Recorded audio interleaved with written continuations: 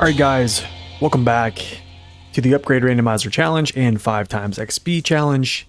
This is going to be episode 22. And yeah, we're back in Alaska.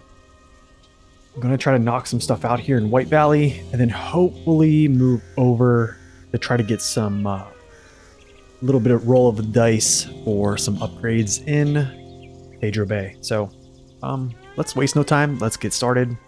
Hopefully this will work out pretty well. I'm going to see if my chat is working correctly, I think. I'll make sure this is working right.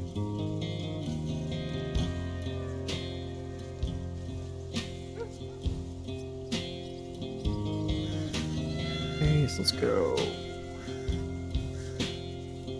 Wait, continue. What's up, KOs? Welcome in. I was told that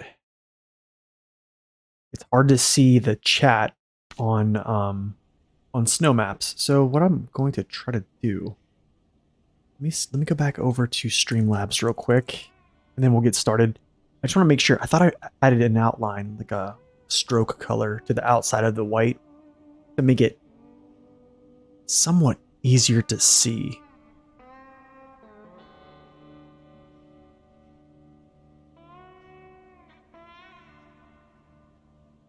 Let's see here. 1 second, y'all. I'm gonna do something real quick. I'm gonna change this because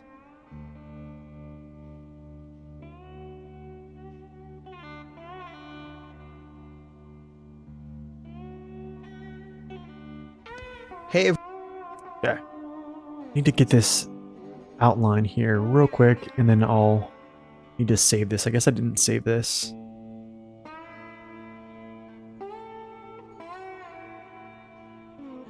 Copy.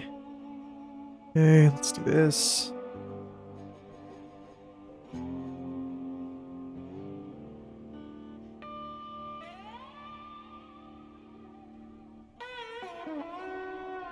Paste. Save settings. Copy URL. Copy. This should work now. What's up, Fairplace? What's up, Nedzad? Welcome in, guys. Just messing around with my text box real quick. I want to make sure people can see it. Source. Let me see something. Test. Well, I think we're good. It looks good. Has a black outline. What's up, Ree? Welcome in as well. Cool. Yeah, I think we're good to go. Let's get started. Sorry about the delay, guys. I tried to get this set up here, but yeah. All right. Alaska. All right. So equipment to the drilling site. Drilling equipment, I believe that is over on... Hold up, do I have the tasks done? I do. Alright, so, guess let's start here. We'll just do this one first. Wood planks. I'll grab wood planks here. Cement heat, or service spare parts. Fuel. Yeah, let's do it up. Okay. Cool.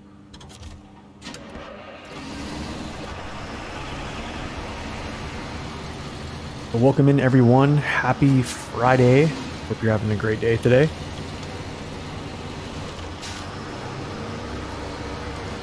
Yo, what's up, Naked Dave?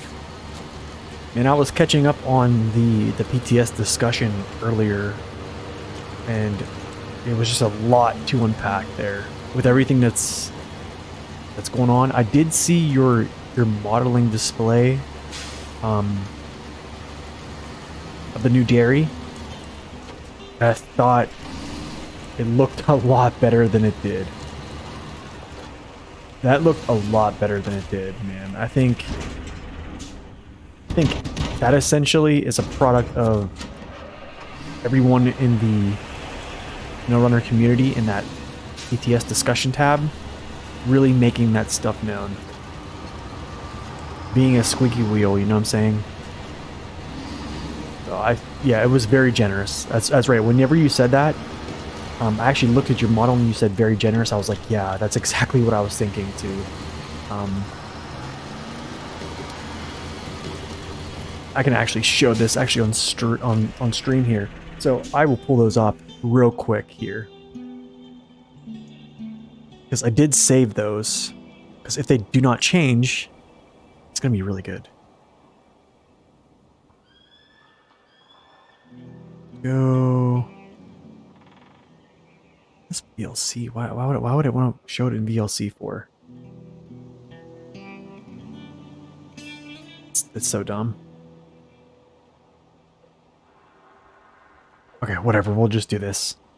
Yeah, I'll show this in DL. It's so stupid. I need to do some stuff, but yeah. Okay, so essentially, here is the model. It is...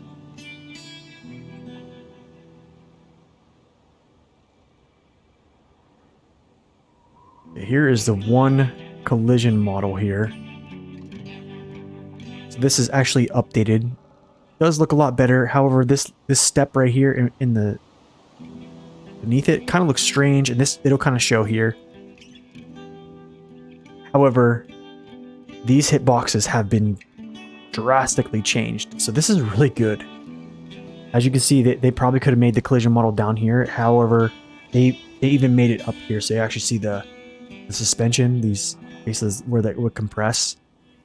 There's no collision there anymore, which is kind of really awesome because now the dairy is not going to struggle as much in deep conditions. However, there's these little hitboxes right here on center line, which I don't know what is going on here. Hopefully they fix that. But anyways, that is a product of Naked Dave and his efforts there. So thank him for that, because that was awesome. Good stuff, Naked Dave.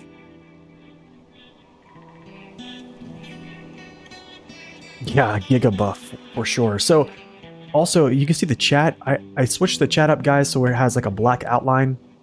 Now anybody can basically see it in winter time, because that was something with the white text people were saying they couldn't see it. So here we go. Yo Wonder, welcome in as well. I think they'll fix that too as well.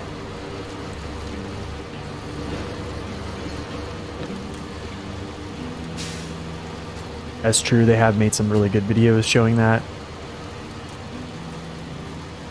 Amy New in the PTS made some really good videos showing these. Nice, man. I don't know if I know that person, but that's awesome they did that. Let's go grab 2 of these wooden planks here. Yo District, welcome in. Good to see you, man.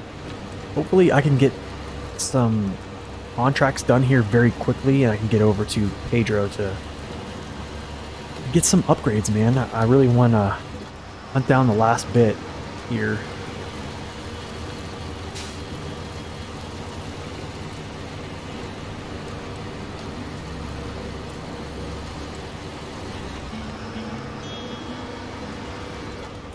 Probably could have went that way right there instead of coming down this way, but it's fine.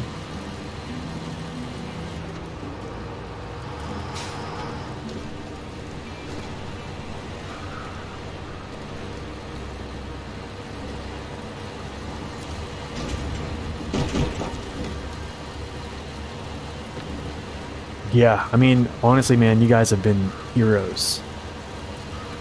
I don't know who has the ear, more so has the ear of Isarokin.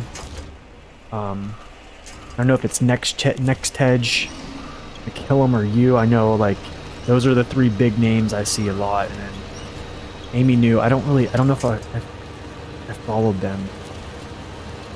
The Squeaky Wheels, they're the Squeaky Wheels, that's good. Amy New and Next Hedge for sure, yeah. I'm gonna have to keep up with the PTS discussion more often. It's just so much to unpack, man. Oh yeah, the BM17 would have been quite incredible with a diff lock for sure. I mean, it would be the only North American off-road truck. Technically, it's not North American. It's a Scamel, so it's actually a British truck. So, but it would be the only, I guess, classified as an NA truck. This is classified as an NA truck, but it would be the only one with 50-inch tires that would have a diff lock.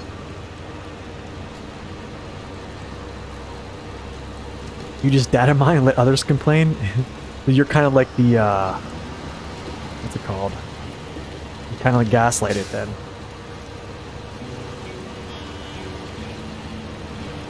Yeah, those models look so much better, man. I have so much more faith that that's gonna look a lot better. Another thing I did see is they changed the Thatcher Force, and it's kind of it's I think it's compression. I thought the Scamel is a British-made truck. I could be wrong. Now I have to go back to my video and look it up. Let's see, I'm gonna Google this.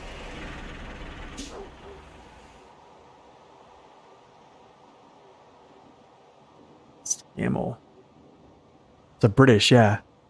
Scamel Lorries Limited was a British manufacturer of trucks.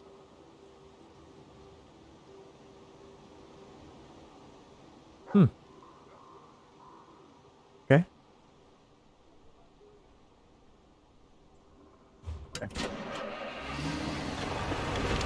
That's why they call it the Royal. That's actually a pretty good name, right? Don't they call what's it called?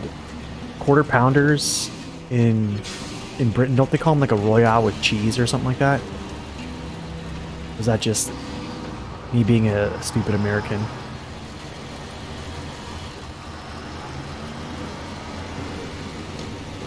But yeah, if anyone ever goes to Japan, I'm telling you, McDonald's in Japan will change your life. It is so much different. It is so much different, I'm telling you. Fuel. Oh no.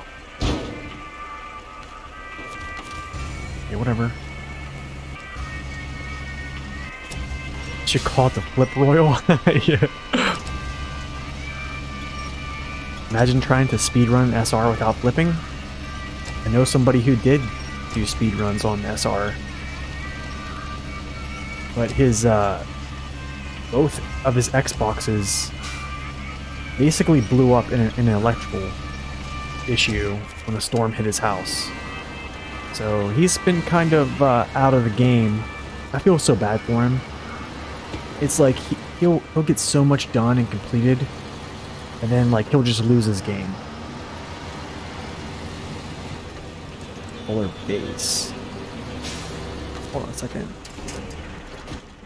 Where's the polar base at here?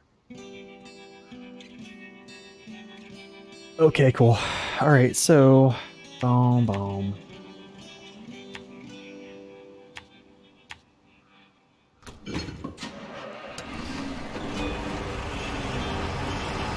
Yep, I'm sitting down waypoints now because, yes, I do know where to go, but streaming and talking to chat, y'all know how I be missing stuff, so. If I wasn't playing District, if I wasn't playing on stream, I wouldn't have to use these, but. When I'm streaming, man, doing multiple things at once is not really my forte.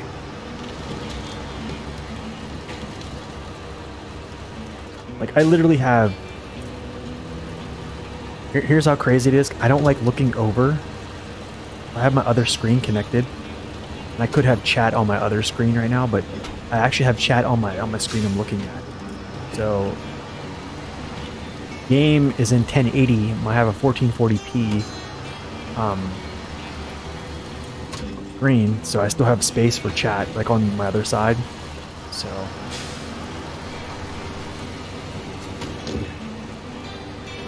I want to stop there so bad and pick up more stuff. Actually, no, wait, I can't. I need metal beams and just cement. Okay, never mind. I know, it is funny, right? I played this map probably like, gosh, maybe 4 or 5 times through now. And it's such a crazy thing, man. Like going from a more on hard mode and then coming here, just like the progress and stuff. It's insane.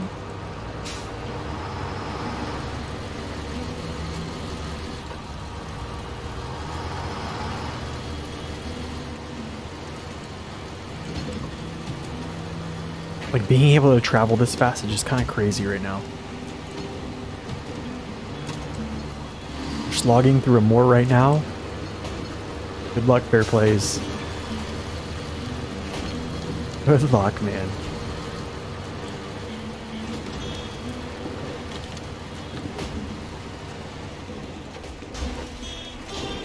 Nice. Fuel carrier, I'll take that experience. You. You're getting closer to do yours soon. Get to test out the sounds. And you're set. Oh, also, guys, I need to do this. So, not that. All right, so I'm going to leave this up here for a little bit, guys. These are the upgrades that I have collected so far. As you can see, this list is pretty extensive right now. I'm gonna leave this up for a little bit and then I'll take it down, because if I make this a command, it's actually too long for the command line. Command line only allows you for 500 characters. This is way too much. What's my favorite mod? Probably this one right here. These two mods combined are my only mods that I really play with. I think the trailer mods are another one. Other than that, I don't really use mods. Wonder. You just got the Cherno Commence garage open. Nice, man. That's a very long process.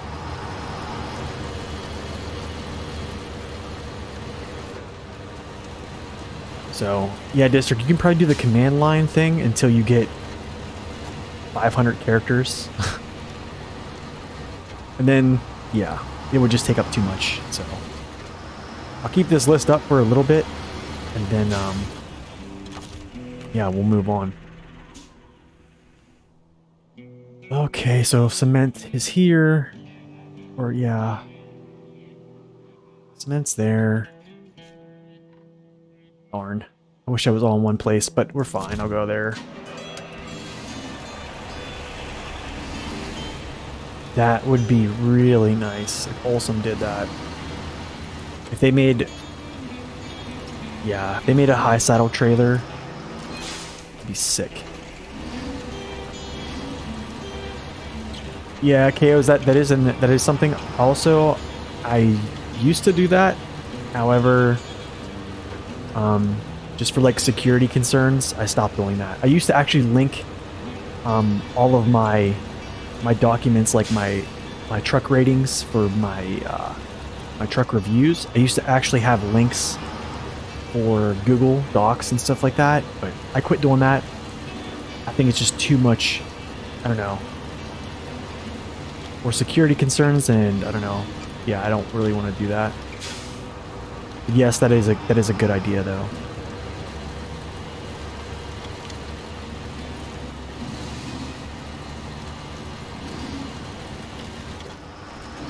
Yeah, you can split them. That's true with the command line. Maybe what I'll do is I can make command lines for like upgrades. Maybe I'll do like Alaska upgrades, like exclamation port upgrades for Alaska, and then upgrades for Michigan, and then people can just look at what I've gotten there.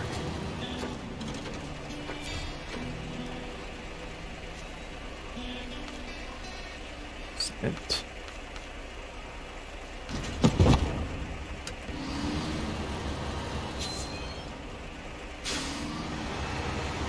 Make the upgrades text black. Oh. Let's do that right now. Here we go. Go down. Outline.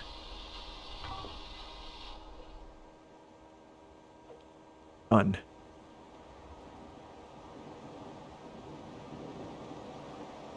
Okay. Let's see.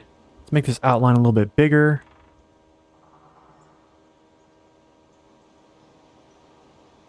hopefully that looks better.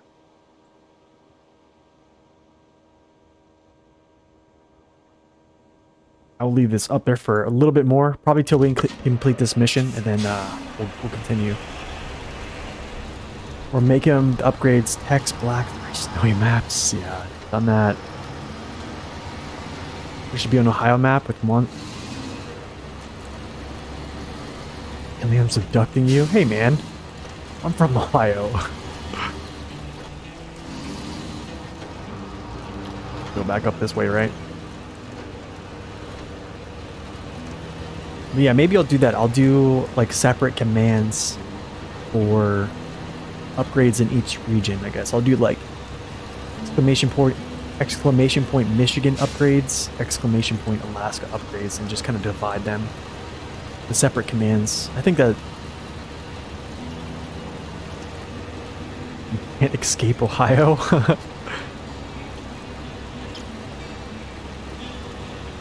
Ohio would be pretty rough. I mean, there is a lot of like hilly parts in Ohio. The crazy thing is, like southern Ohio, that's where like the Appalachian Mountains start to come in. But I think like there are parts of Ohio that are flat for sure. Black River next to it, yeah, right?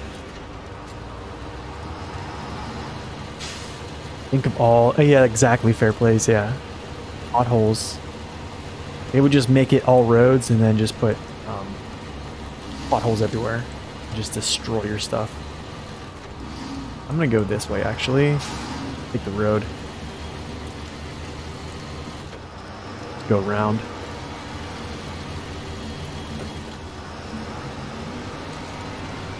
Go get the middle beams, come back to the polar base. Benzo.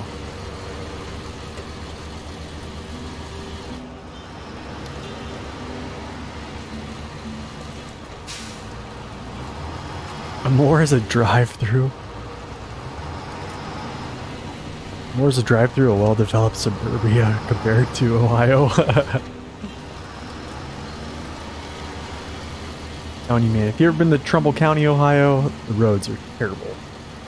Especially in like Youngstown and Warren. Terrible. Like why they taxing me so much? They're not gonna do anything with it, you know? It is a lot of text. What's going on, man? I'm gonna take it down here as soon as I load these others up. That is essentially what we have for upgrades here. Next stream, I'm going to, or maybe whenever I go away, I'll make command lines real quick. Add those in. Whoa.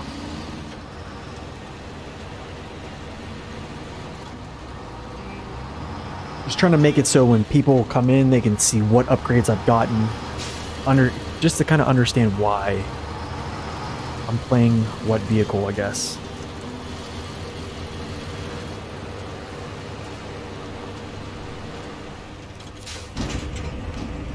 Okay, let's take this off.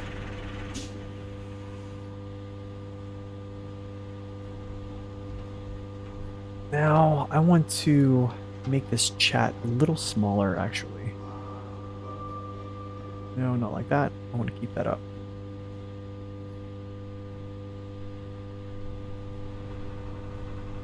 There we go. Just a little smaller. I don't want to take up too much of the screen.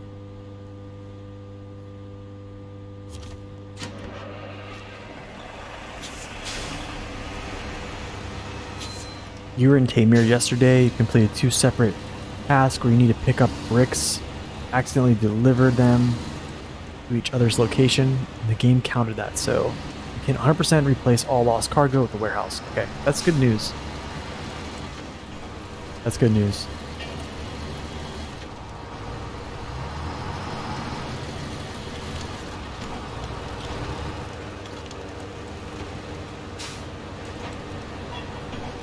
So you gotta truck all the cargo into Cherno Commence, don't I? Yes. All these warehouses are very limited. They kind of are. I would say What I would do, fair play, is I would literally just go to Cherno, or not Cherno, I mean Cosmo, and just bring metal beams across, man. That's what I think you should do, is just bring the metal beams over. It's gonna suck. It does suck. You probably just opened up all those blockages too, which required a lot of metal beams, and now opening up the garage requires metal beams, I'm pretty sure, and then now you have to, like, bring more over, so... It sucks, but... You've been using the Tega 6436 for the first time, fully upgraded. Does it struggle to start moving when there's 4 to 5 tons of cargo in the semi-trailer? Oh, I know what you're talking about. It just has that, like, little bit of axle freeze. I'm not going to make this right-hand turn. Actually, yes, I will. I'll do it.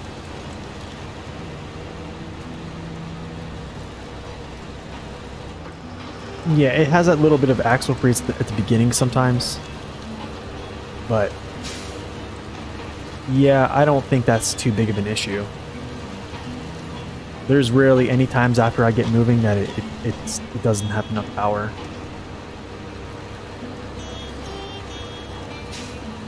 I'm not sure what that is though, like, because it doesn't seem like it should be a thing. It's kind of weird. It just something that Tega does. I don't know.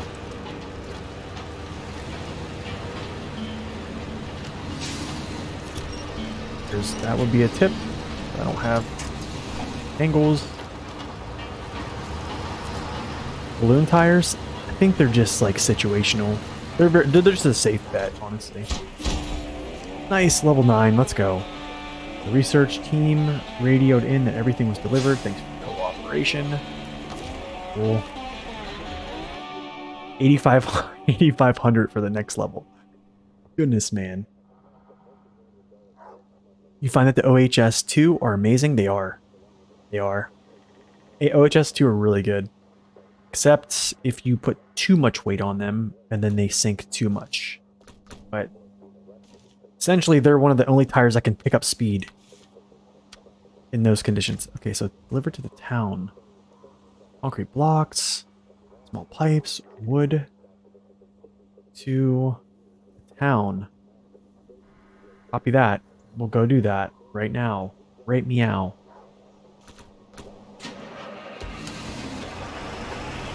But yeah, honestly, like, I usually do just straight up use the Tega tire. But then sometimes I switch over to the OHDs.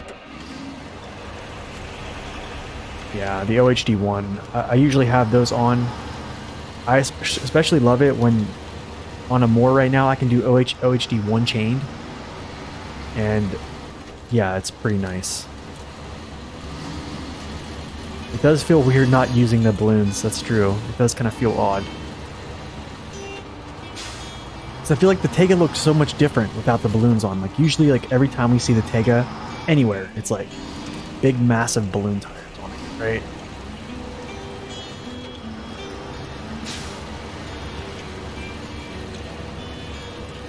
But could you imagine if this truck had an OHD option too? Like,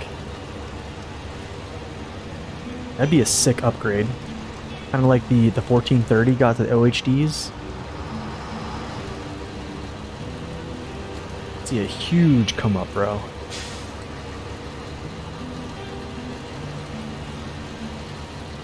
You sleep on the road, never was a fan. It's it can be challenging to use.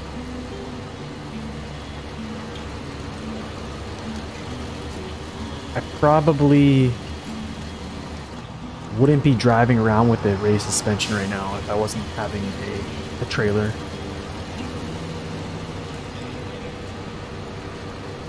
Way too tippy for me.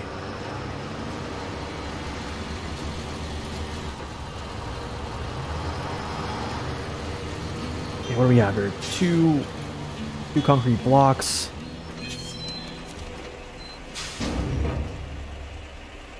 Small pipes. Concrete blocks.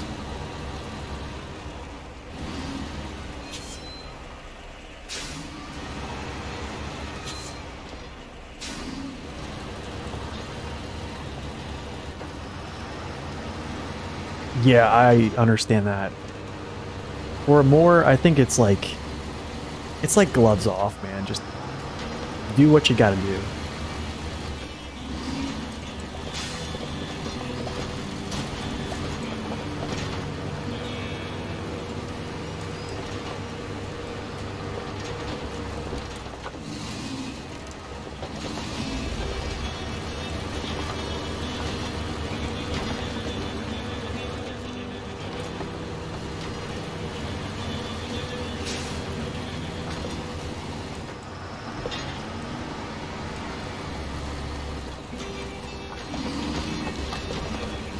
Yow.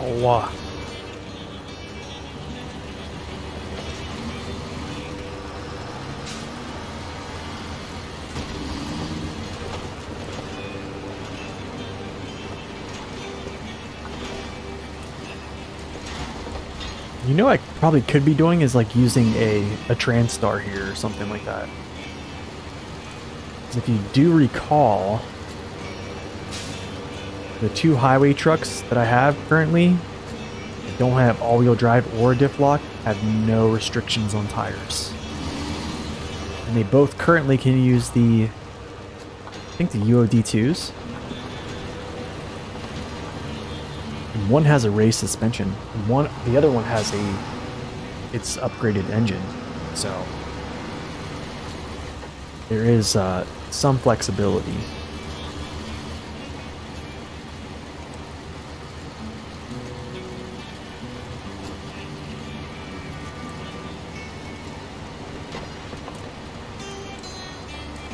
So we're going back down to the south part to get these last little bits. So I'm gonna make a right-hand turn here and go straight across this bridge.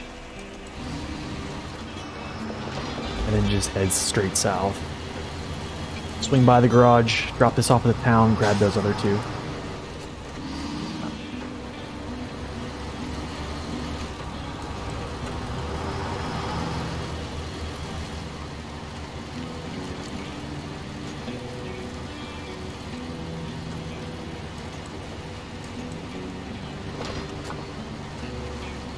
my more route runner video.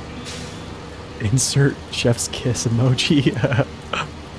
Yeah, that took a while for me to make. That series, man, the crazy thing is, like, when I made that series, it really did really bad. Like, according to like views and stuff like that, like not a lot of people really used it.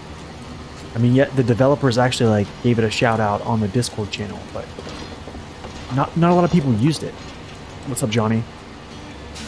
The only one that I've seen they used a ton is Amore. And now it's kind of weird. Now there's multiple seasons or multiple seasons out, multiple years coming out there, and I have people asking me if I'm going to continue it. And I was like, no, I'm not going to continue. It just took way too much time, way too much effort, and it hardly got any views, so.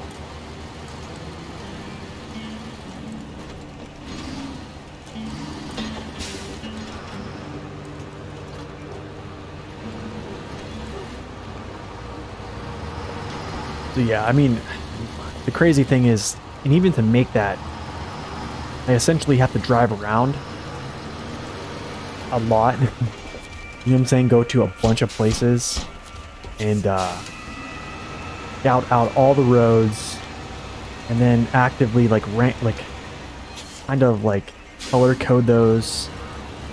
I mean, doing like recommended routes and stuff like that, I think that's pretty easy to do. I mean, I just kind of like recollect how I usually do things.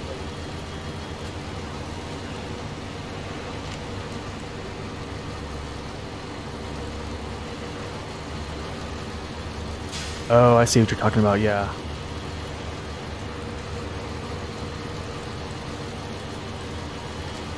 Yeah, I think recommended routes is seriously probably the only thing that you would really need, honestly.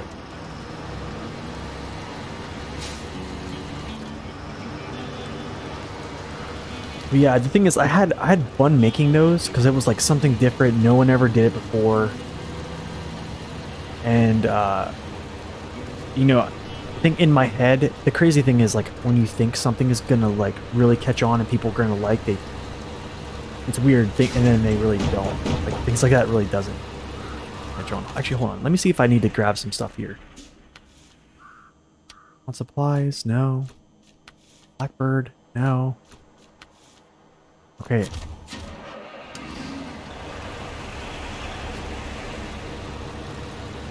If I tell you where to go, you don't need to know why. That's funny. Yeah, I think I do like the breakdown of the map just because there's like, as you know, you're playing it more, and even in these past couple 3 streams, like I've been kind of pointing out where Favor gives you those little pitfalls, or where they just want to catch you, you know what I'm saying? As if a moor is not hard enough, they want to catch you in like a tippy situation. So those are just like kind of things that, I don't know, get added in there, but they do take a lot of time.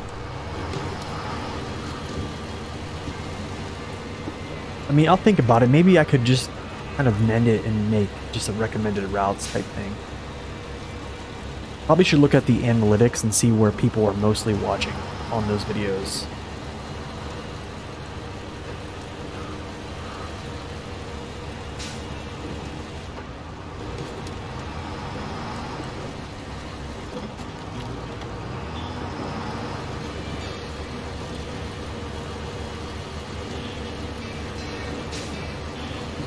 Oh yeah, that's true.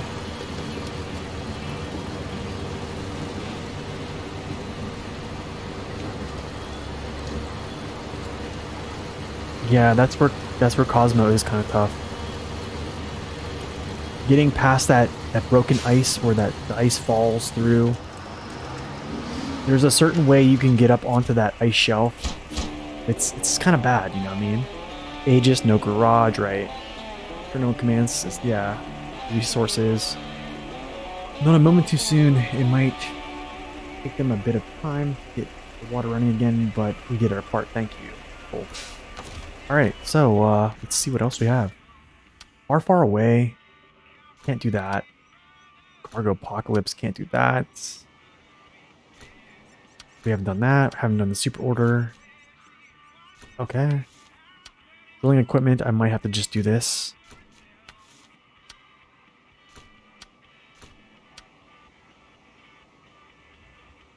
Okay, so these 2 are next. So drilling equipment.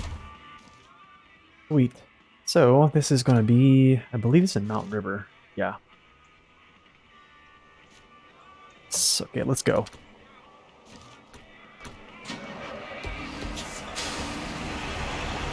So I believe 2 more contracts, then I think I can go scout Pedro Bay. So try to do these real quick.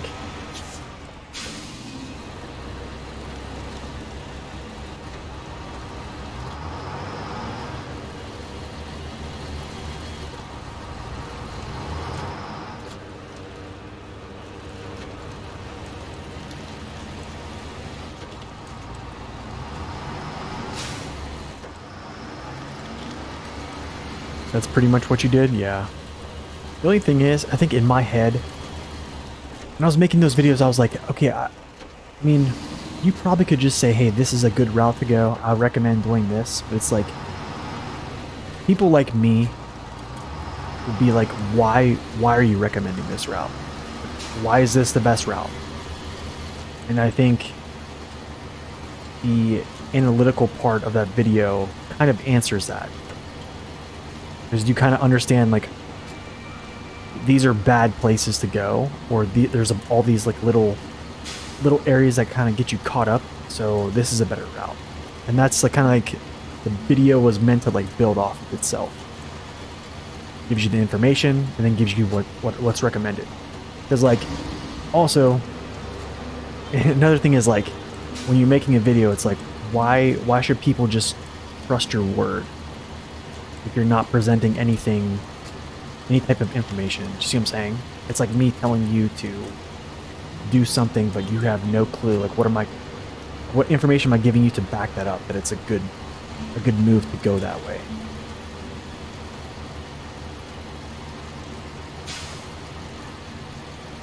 Your cynical side believes people are not critical thinkers.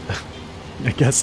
Hey, I think I mean, I think that's a pretty fair assumption. I don't think a lot of people really think too deep.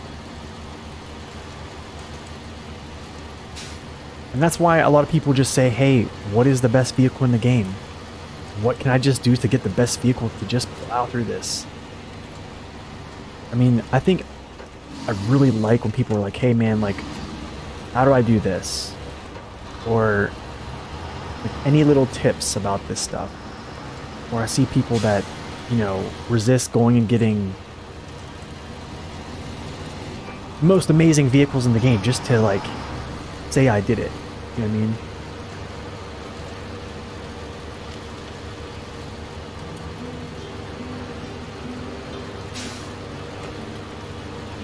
Yeah, I mean, that's the thing, man. Like, this game is, there's so much things in this game that makes you have to actually just think about it.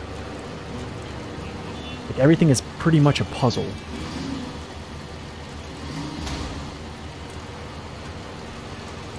Like, there's not just, there's not just one thing that works. That's why, like, I like to have faith in people and think like, hey, if you give them information, I think they'll figure it out.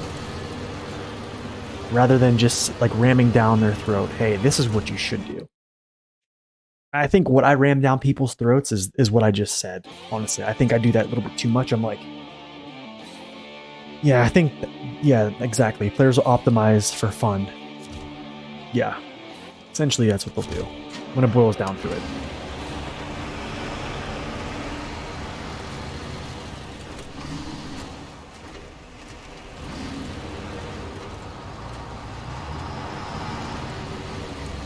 But I mean, going back to like multiplayer, there could be a lot of fun to be had if they just fix multiplayer. I think the player base would expand if multiplayer was like a really better. If it was a better option, because I think honestly, like, I don't think playing this game by myself is the funnest thing after playing, you know, as long as I've played. I think the funnest times I've played are multiplayer. And actually the randomizer has been super fun.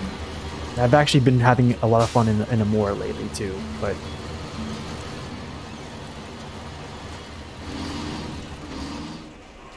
yeah, that's what it should be. It should, honestly, it should have been like that the whole time. It should have all been shared progress. Because, like, let's see, like, I mean, think about this. Like, let's say let's say, like, we both purchased the game at the same time. We're like, hey, man, we're going to play this together. There's a co-op feature. You start a game, you jump on a co-op, you create a room, I come into it, and we start playing. Well, as soon as we stop playing, all you've gained, or let's say like you start the game, I come into the room. All I have gained at the end of the day when we stop the co-op session is cash. And maybe upgrades. That's essentially it. So it's like, I have to go back and play my single player game just to catch up. Or have any type of progress. Or I just play this co-op thing, I have a bunch of money, and lock some trucks and upgrades, and that's it. But you don't even really get all those benefits. That's a sad thing.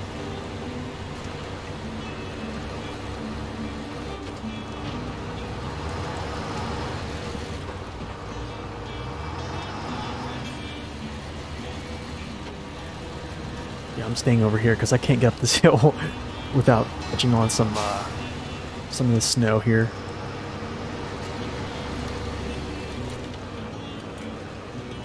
I don't think they can either. I don't think they can either. That's the kind of the scary part of it, or the sad part, I would say.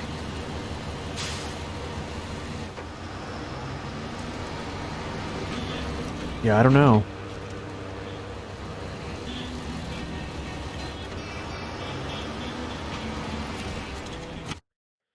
It's tricky though. If you get mission progress, which player's progress is reflected in the world?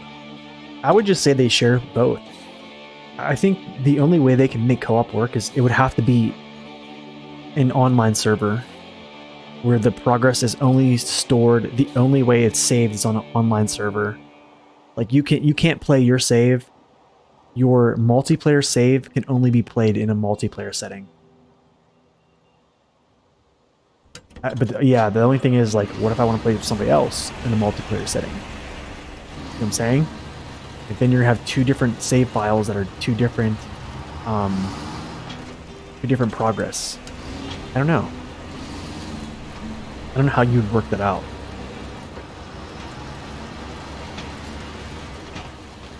I mean, it's good food for thought.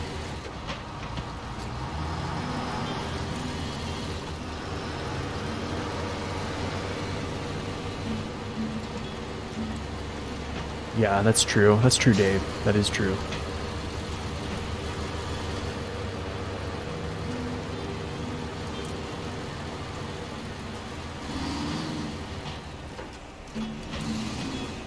I need to slow myself down here. I know I'm gonna flip or something.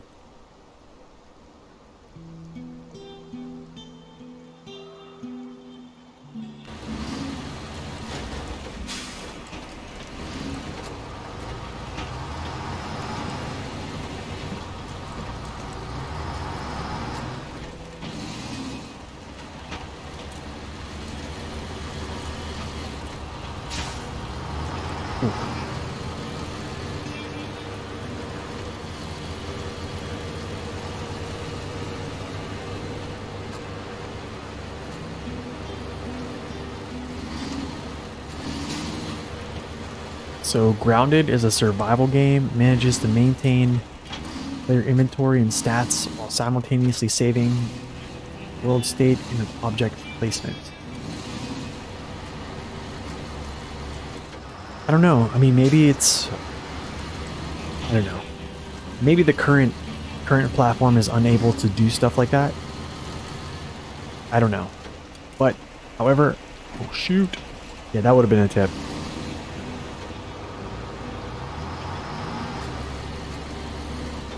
Co-op equals 3 people help 1 in progress. Yeah, essentially, that's how it is right now.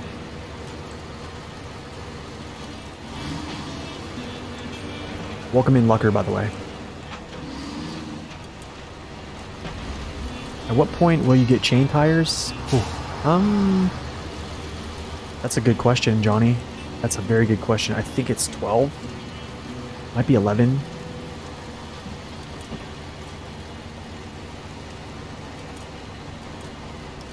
Site. Shoot, I went past it again. Whatever, you know, we'll get some gas here. That's what I was getting. I was going to get gas, guys, you know? Just want to get some fuel.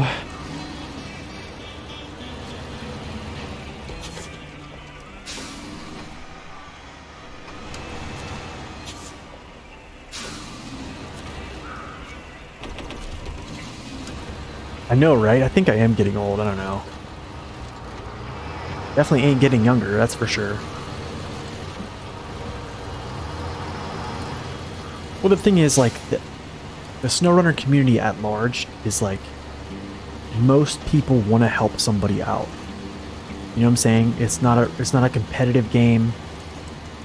It's essentially a game that most people in the community really want to help others just get through whatever they got to get through.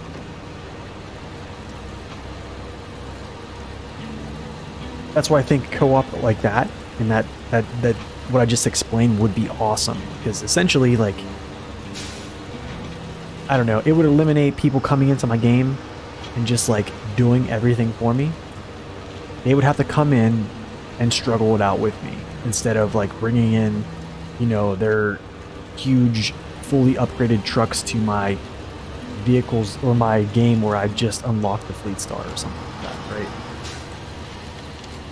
There are a lot of trolls. I've heard about people logging into your game and trolling you and stuff like that. And that's really why I stopped playing like multiplayer, just like, I guess a pickup group.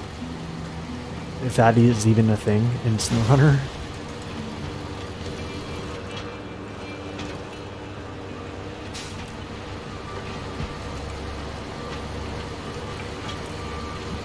Fortress players, yeah. Good clean work. I'm impressed. Here's your pay. Cool. Nice. Alright, next. Oh, shoot. Building equipment. To Northport.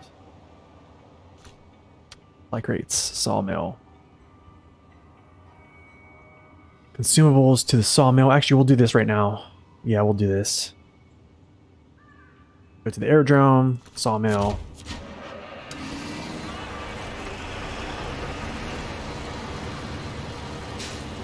You wanted to pull a train in Wisconsin in your own save when hosting a public lobby, and some guy went and did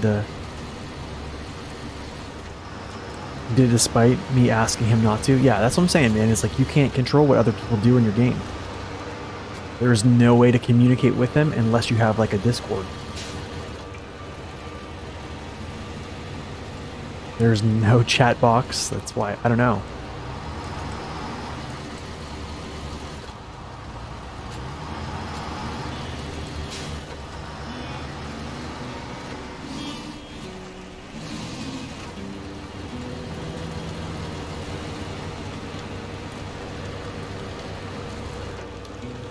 No, there's no chat. That's kind of like the really confusing part, which I thought initially I was like, how are you about to play multiplayer with no chat box? Like, not everyone wants to get on Discord and speak to people. You know what I'm saying?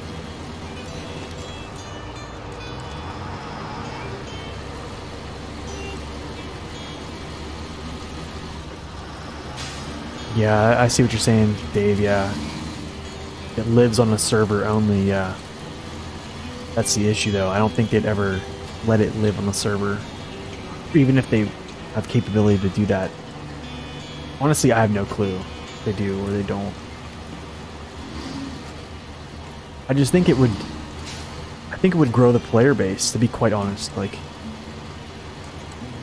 think a lot of people really want to play this game with friends. Because let's be real, like, playing games with friends is so much better than just by yourself.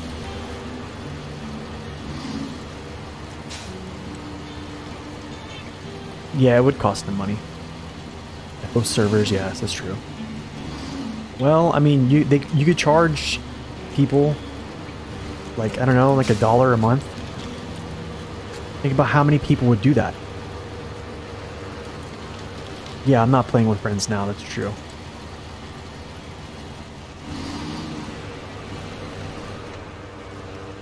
But like, I'm talking about like my friends from back home. Like they were talking about playing this game, and I was like, you guys really want to play this? Like, I don't think you'd find this game fun because they're all about like fast-paced stuff and things like that.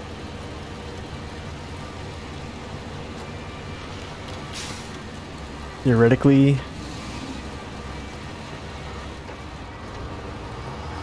you could just host the save in files cloud. Yeah, maybe.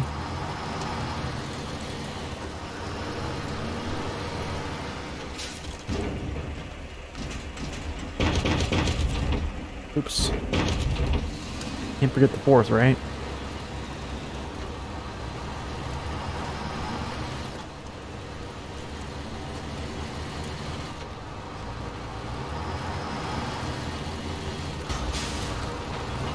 Great. Get smashed.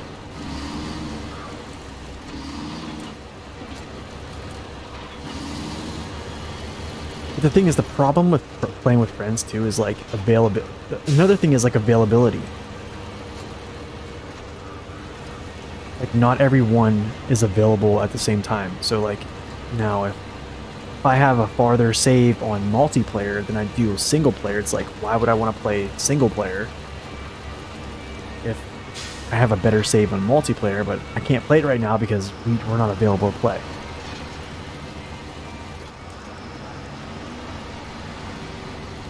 Hosting a save doesn't work if multiple players can update it.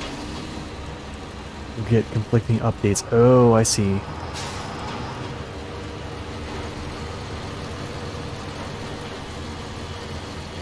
Okay, I'm gonna do the little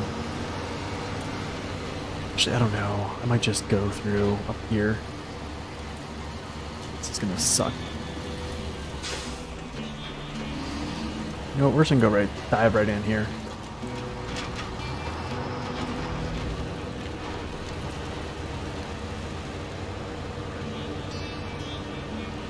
Yo, Kahina, welcome in, man.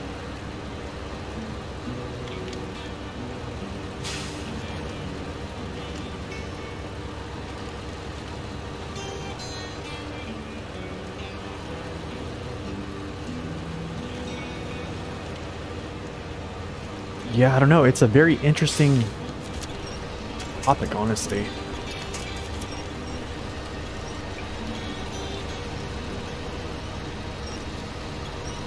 It works fine until two people do things simultaneously or anyone's offline. Yeah, exactly.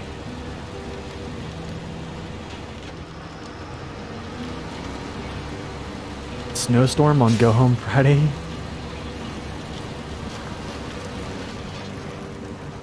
You got a snowstorm.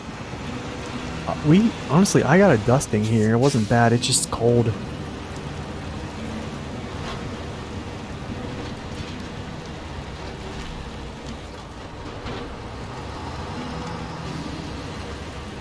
Yes, I have. I've done that way, Johnny. This way right here. Where you go right through here. And then you essentially cut through these trees. There's a little way you can cut through. There's usually a line you can take to get through there. Yeah, I've done that.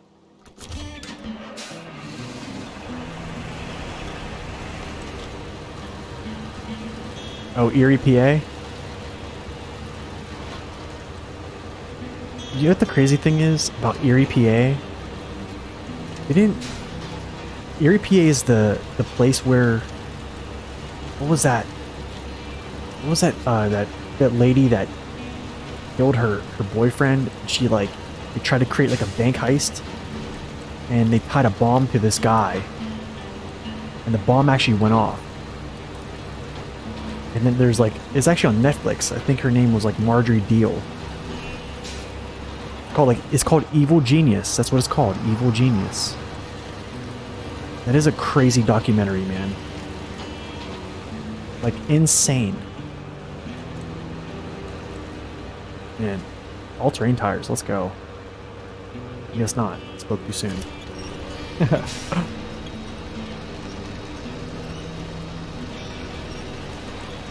The original creator is out of the picture, yeah.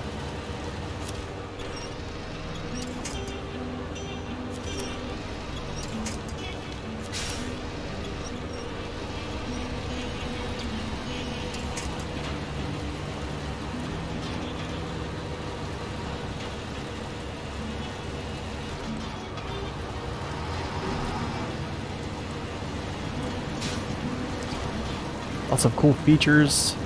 Yeah. The transmission used to work and the airing down tires. Yeah, that's what a lot of people have wanted to bring back.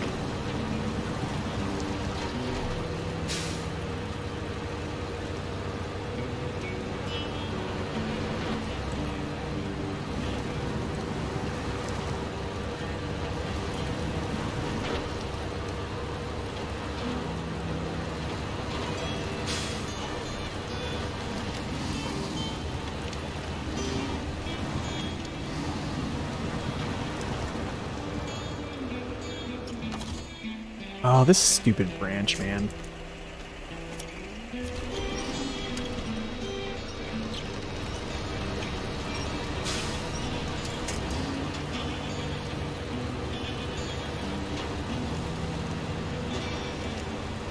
They could copy the same thing as Grounded. I mean, yeah. I don't know essentially what that's all about, but I mean, I believe you.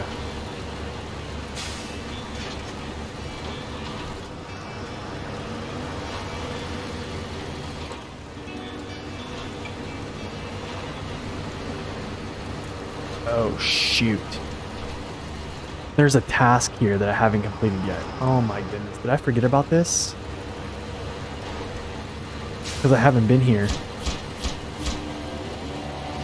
Thanks. Gotta be prepared for the worst out here. You can find yourself in real trouble. Thanks. Okay, yeah. 3 bricks to the sawmill. Shoot, man. I want to do this. Don't want to do this right now. What is this truck's name and model? What's up, Dark Angel? This is the BM17. This is the Royal BM17. Do you want the real name? I think it's a Scammel S24. Is the real name of the truck. But in the game of a SnowRunner, it's called the BM17, the Royal BM17. I hope they have enough gas here.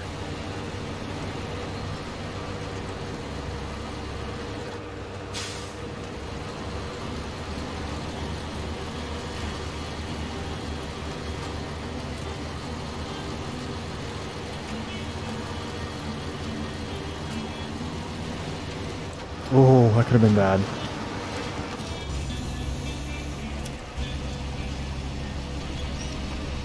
Oh, in-game? Yes. It's the Royal BM17.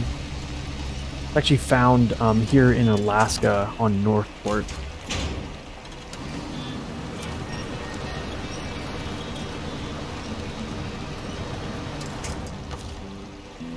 I think it's a pretty underrated truck, honestly. Has some things that that turn people away, which is that do have merit to it, but I think it's pretty good.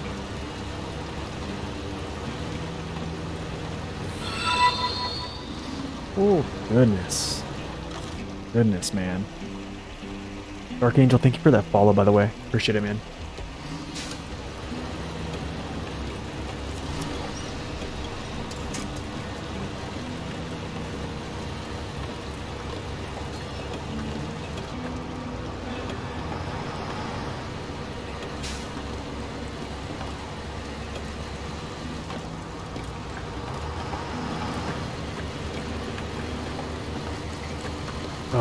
I do not like going back to the sawmill. Pretty good for hauling long logs in high gear. Yeah.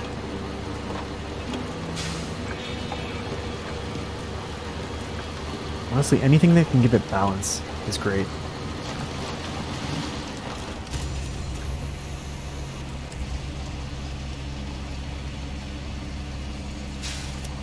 Which I don't want to say long logs give it balance, but kind of almost creates a semi-trailer with long logs.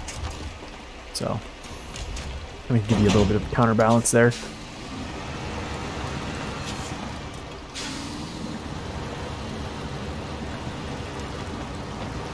That is true. That is true. You can also have a fully upgraded Western Star 49X at level 10. Actually, I think. Level 10. Because I believe the Western Star, or the, I think the 49X gets all-wheel drive at level 10. So I think when I was playing the American co-op with Max Power, we were waiting for level 10.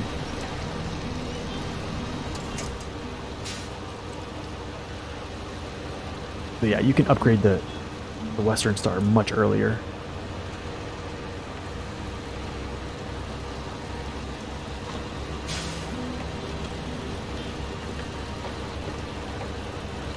I actually just uploaded a video of the CT681, actually. It was a YouTube short. It was me basically flipping my truck going up to the gold mine. I was taking one of my routes that I was telling you guys about. And instead of me taking the lower portion of that little path I took the upper and tried to turn into it, and it just flipped it over.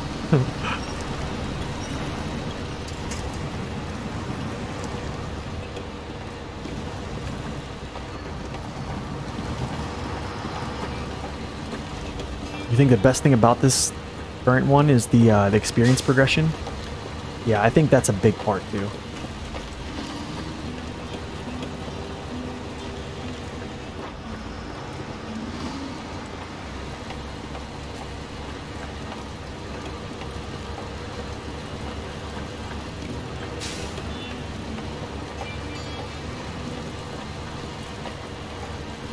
Yeah, no, I think a thing that Saber should have done is made hard mode kind of like this. Hard mode should have been, it's harder to level up. You see what I'm saying? Like, leveling up is essentially how you... Like, your tire upgrades matter pretty much the most in this game. And if you restrict those in any form or fashion by stopping experience... I'm actually going over here, guys, because I want to get some gas first. I know I passed that up. I just want to get some gas real quick.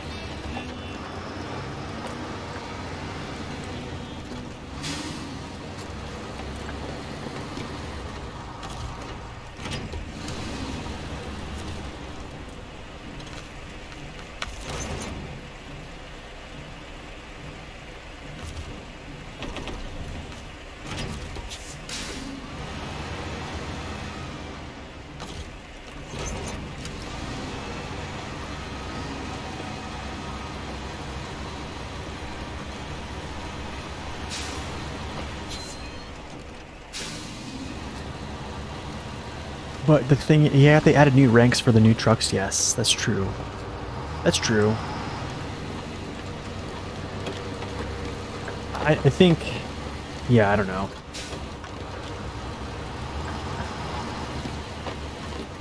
Personally, I think 30 ranks is enough. I just think we get there too fast. Like, honestly, hard mode... I mean, there's parts of hard mode that's hard, but you never feel like you have a safety net of, like, just, you know, basically the niceties of normal mode, right?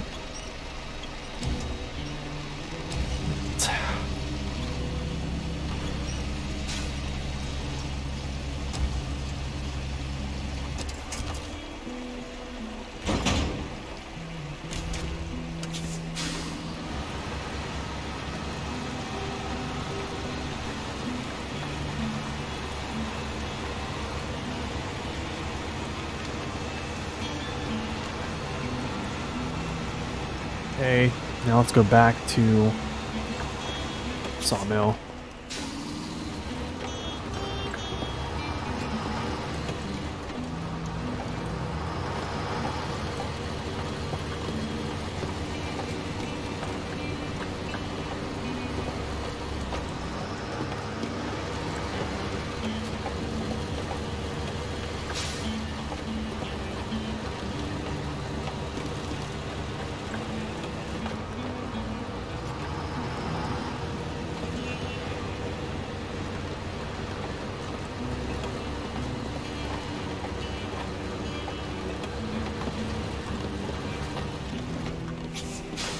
Yikes, no, don't fall over. Oh, that was close. Level 9, yes, level 9. Allterrains for the dairy? Not... Actually...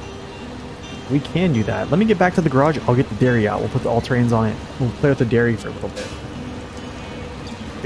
Good idea, KOs. That's a good idea. Let's get that involved.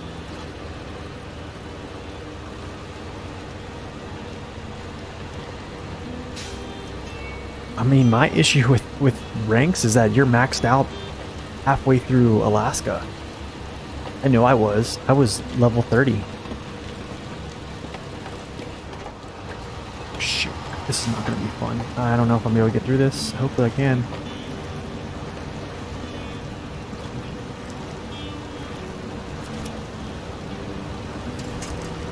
Actually, hold up. Look at this. 51s, man.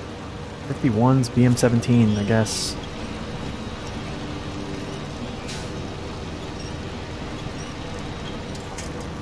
I know, I'm pretty sure on my second playthrough, it was when they added logs and they added the new contracts in Michigan. It's when they added new contracts to every region, they added logging too. That created so much experience gain, it was unreal. Almost positive I came out of Michigan at either level 23 or 26. It just wasn't that, I don't know. I mean, when you're max rank, it really doesn't matter anymore. Like, you know what I'm saying? Like, there's nothing really to look forward to. But yeah, I mean, I'm with you guys. I think looking forward to leveling up is just a really cool thing.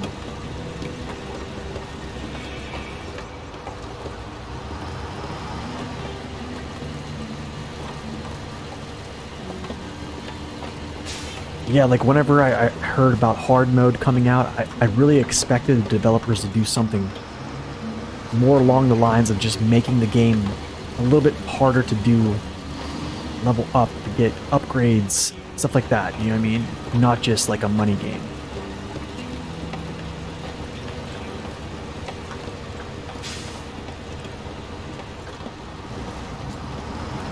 And I would like to switch to like driver perks, honestly, or like a driver talent tree.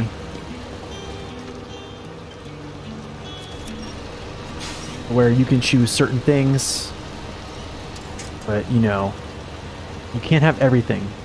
That's what I think. That's another thing that would be really cool is, you know, you have these talent trees, but you can't have everything in them. You can definitely like tailor your talent trees on your driver to essentially make your vehicle, I don't know, drive a little bit different, a little bit more customizable.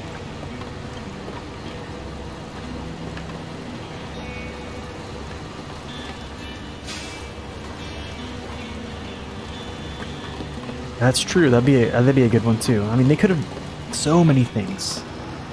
Yeah, increase speed, minus stability. Yeah, exactly.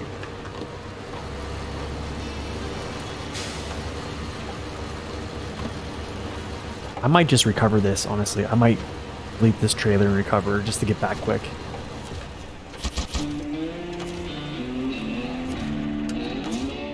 Let's see here. What do I got to do? Oil barrels, shoot. Okay, never mind. I'm not going to recover this. Actually, we will. I'm going to break out something else. Detach. This is really painful to do. I hate doing this, but I'm going to do it because I want to break out a different vehicle, guys. So, we're going to break out the dairy. I don't have an engine for it. Of that. I do have all-terrain tires. 52 inches. And yeah. Stock air filter. We have the short round cap. We'll leave it. Saddle low. We'll leave it. Actually, hold up. Take that crap off. Actually, I like that. This is not bad, actually. I kind of like this one. Yeah, you know what? We'll use it, even though I do like the. Okay, let's do this.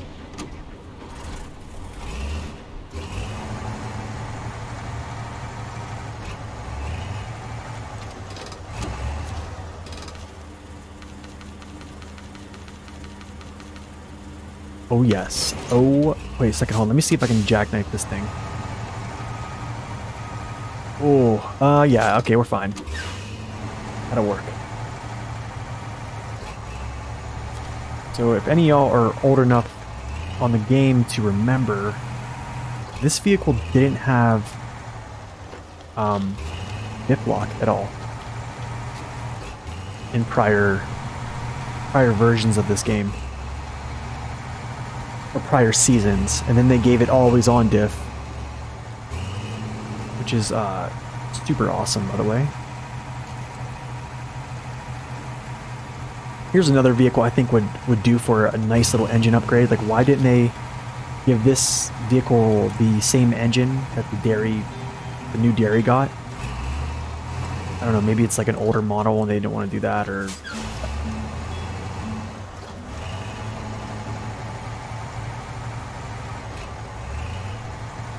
ah, I see, district. That's kind of cool. But yeah, like things like this. Like, there's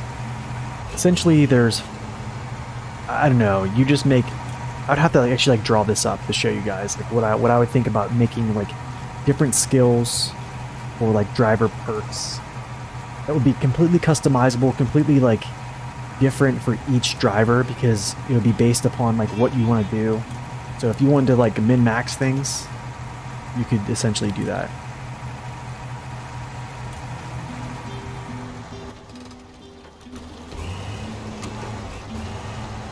Okay, let's see what she can do here.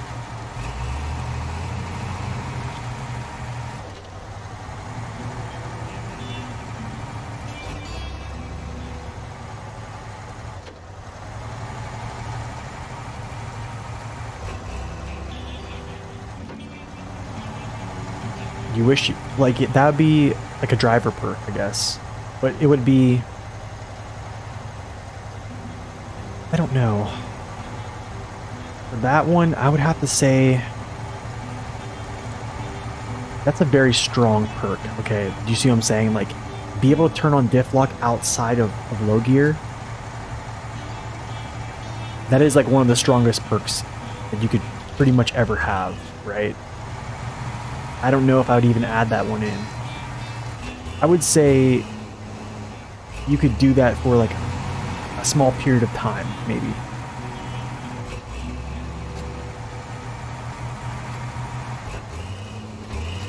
I can't believe the real name is Oshkosh. Yeah. I actually like the engine sound in this thing. It sounds good. Matter of fact, I need to turn up my volume.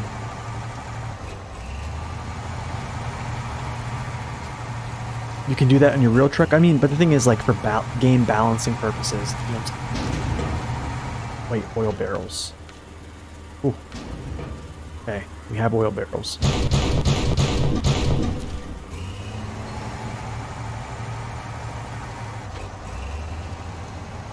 Does the active suspension... like, here's the thing, like... I don't know. I think that would be such a powerful thing to just, like, be able to do that with every vehicle. Because then every vehicle essentially becomes the same. I don't know. I don't know how you would balance that.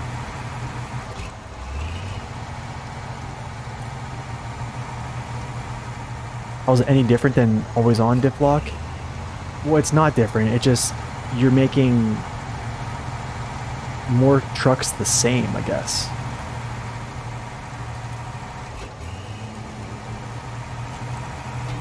So the active suspension doesn't change your fuel consumption. I think it would actually probably lessen it, because if you're not being held up by the ground terrain, ground, I guess, textures, like stopping you from moving through, it would actually increase, or it would decrease your fuel consumption, I think, theoretically. Now, your balance is different. I think that's going to be dependent on the truck. I don't think it really affects, like, the 73210 or the Dan, but other vehicles, I would say it probably does a little bit. Yeah, low gear is just limiting your speed, essentially, yes. Yeah, the thing is, there is no torque bonus. There's a lot of things... Gosh, that is actually catching. I might have to use a different trailer.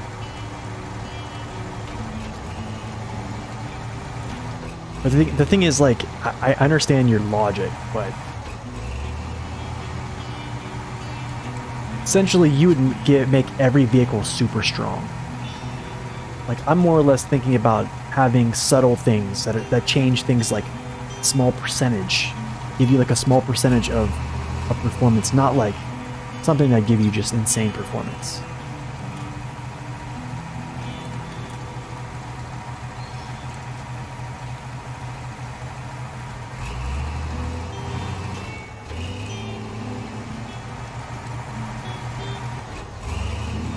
Yeah, I think the Azov 7, you can just leave it in the up position.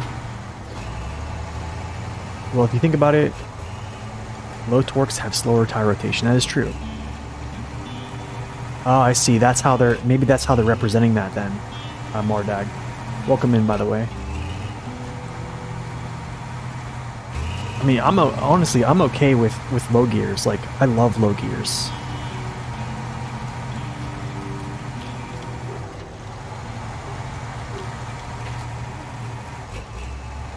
I think you should be able to have more power throughput in lower gears. That is essentially, that would be a good perk, fair plays. Is like, in low gears, increase power by 15%. Like, in low gears. That would be a good, like, driver skill to have. Like, when in low gears, but the thing is, it has to be pending. I would say this: if it's a switchable diff, I would say give all vehicles with a switchable diff increased power throughput in low gears. That's how I think you'll decrease the performance gap. Because if you did the same with all vehicles, like even ones that have always on diff, like you're just making those vehicles so much better than vehicles with switchables.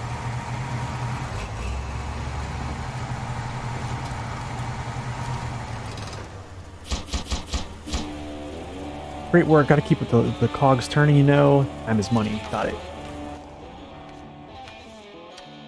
Oh, dude, seriously? Oh, dude, you for real? I had to deliver these to the sawmill?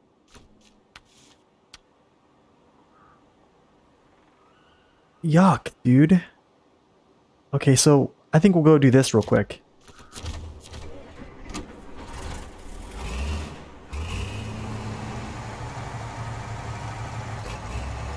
Yeah, no, I agree. I agree.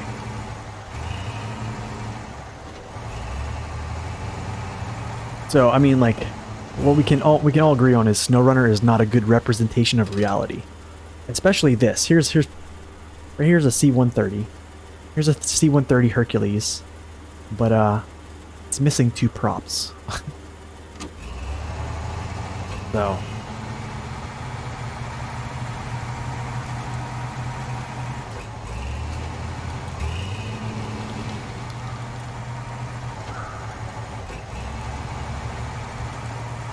like, I think that skill, so if you made like talent trees, right, on drivers, and you put that talent in there where whenever you are in low gears with differential locking engaged, you gain 10-15% more torque. So like my torque value goes up 15%.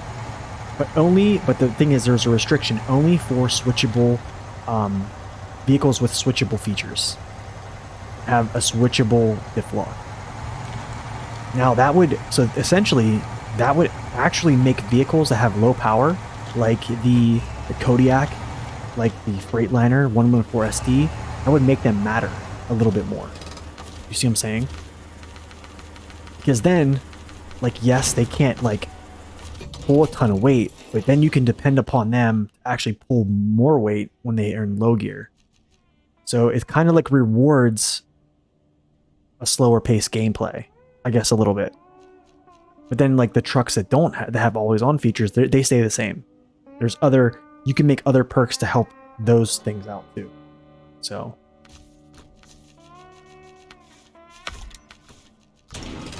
let's go get this oil thing. You can see the A&K pulling out of the garage. Hard turn, the front jitters. Yeah, I do notice that, actually. Someone could mod that into the game. I don't know. Honestly, I don't know.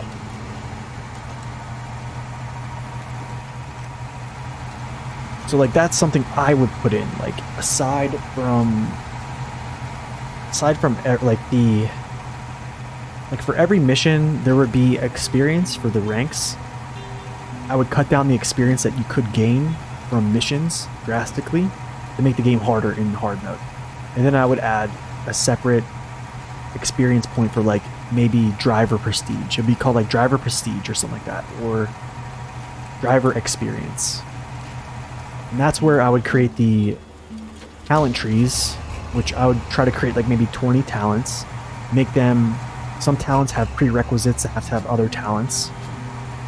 And try to make some type of balance of it. I don't know, I think it'd be really cool to see what people come up with then. Or see what people, like, tend to use. I think you'd see a lot of people use different trucks because of driver skills. I don't know, just nerding out talk, I guess.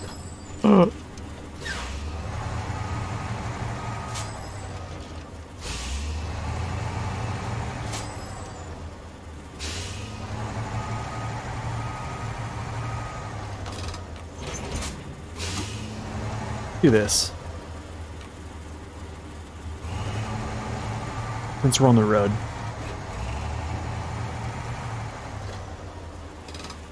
No, this one goes to here. Yeah, this one goes to the aerodome.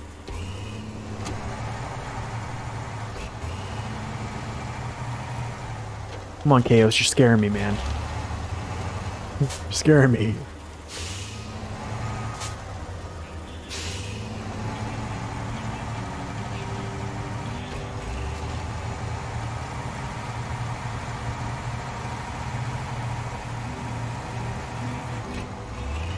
Absolutely zero progress in your game because of this conversation.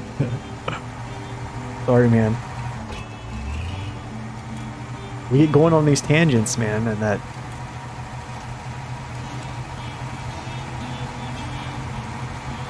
working pretty good. I mean, granted, we are on good road, so... Nope.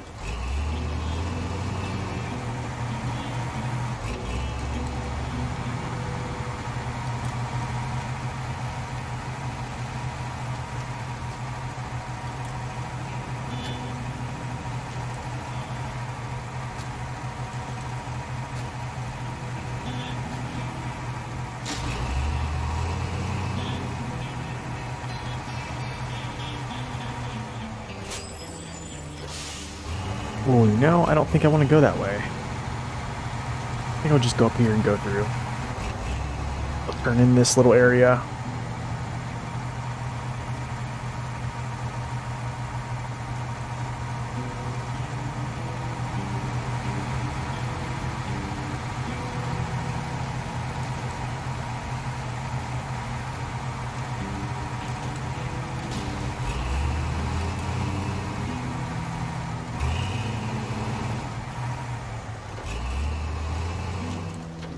I know, right?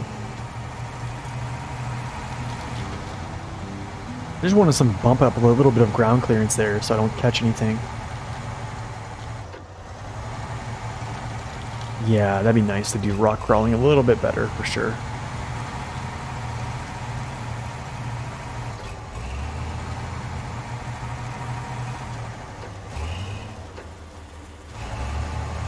Yeah, this thing cannot turn very well.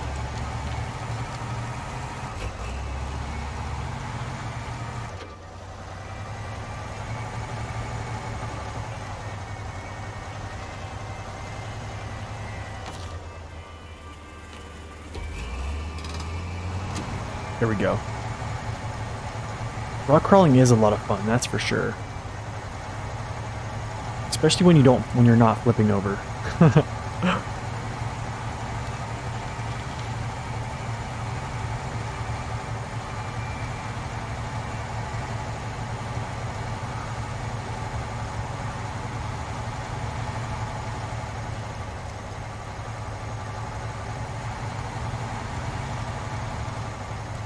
Loading drill? I don't know if I did.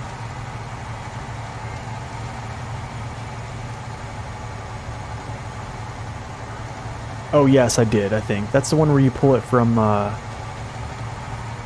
River, right? You play pure rock crawling because of that? Nice. We're gonna take a picture with this this plane in the background. Or in the foreground, one of the two.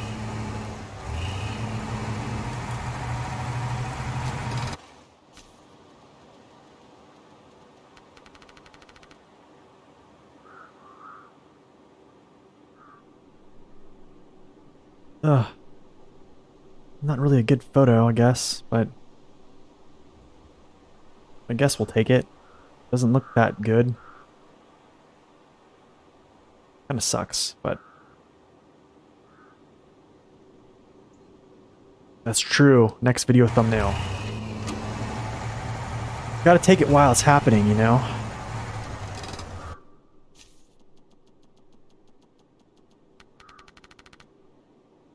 It's like, take the picture, it didn't happen. That kind of sucks too.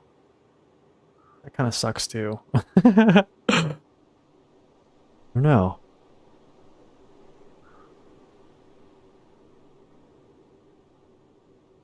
Whatever, I'll take it, and then I'll take another one later.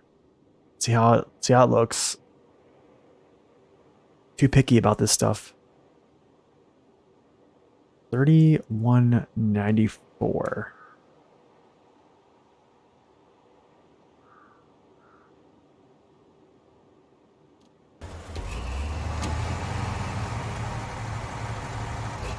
Yo, what's up, Tukitsuki? Welcome in as well. Much appreciated between you and me. I'm a little sad to see Lucille leave. I guess she needed elsewhere. What I call the platform Lucille. It's lonely out here. That's kind of funny. Okay. You loved doing the mission in Black River. We had to run over the barrels. Oh yeah, that was pretty fun. Yeah. Okay, what's next here? This sucks. Oh, dude, really? Oh my goodness, man. I don't know if I want to do logs right now. I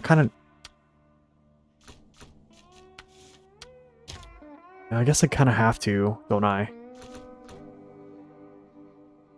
Yeah, you know what? I'm just going to do it. Shoot. That a low I need.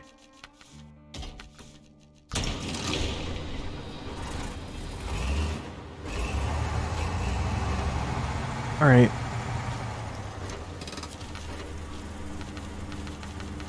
Oh, goodness. 2 mediums.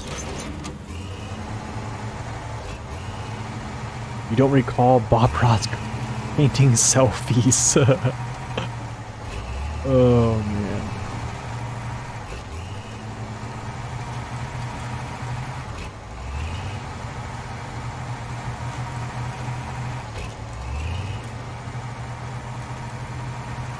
What is the best truck for pulling a 6-slot? 6-slot semi-trailer, and why is it the Dan? 1 second, I have to answer my text message here. Okay, never mind. So what do you mean by that, Fair Plays? Are you saying that the Dan is the best pulling a 6-slot? I think the Dan is very, very good at pulling low saddle. One of the few heavy trucks that can do it. Here's one of them right here. The Dan is so powerful, and it doesn't weigh a lot. That, wow, man! Actually, this suspension is really good. Like, look at those tires, like traversing up and down. It just doesn't have a lot of ground clearance. I carry 3 metal beams. I think the Dan will do pretty good, man. In my experience, man, I think the best option for the Dan... Ooh, shoot. I don't want to get caught on that. Is just loading it up with weight. It has so much power. The thing is, it's a little bit front heavy. It's like a... I think, what did Lone Wolf call it? He called it like a lollipop. Or something of that nature. I was cracking up actually when he said that. I believe it's pretty much balanced in the front of the vehicle, weighs the most. So that's why I kind of like its nose wants to kind of like bury itself a lot. So if you put a lot of weight on its back wheels, having that super strong engine there, yeah, it'll just do a lot better.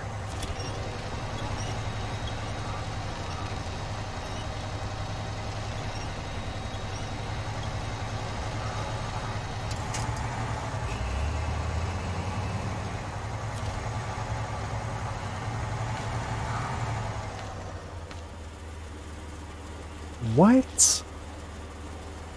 Oh, wait a second.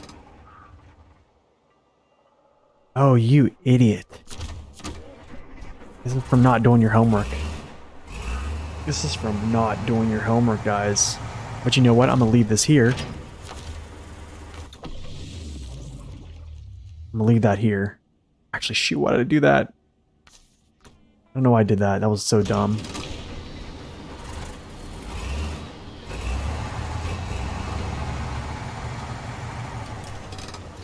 Oh, that was so stupid.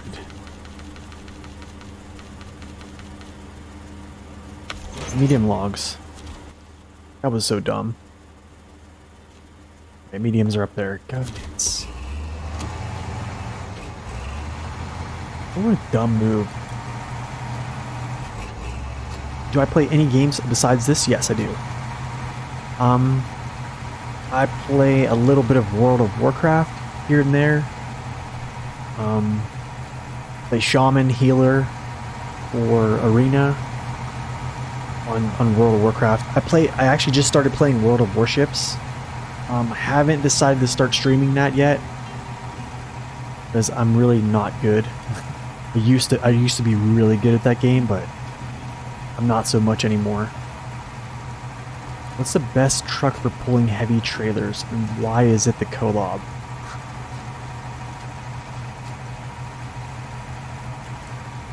I think either are going to be good, honestly.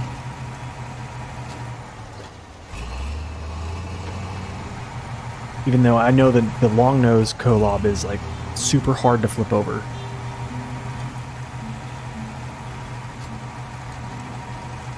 Super hard to flip over.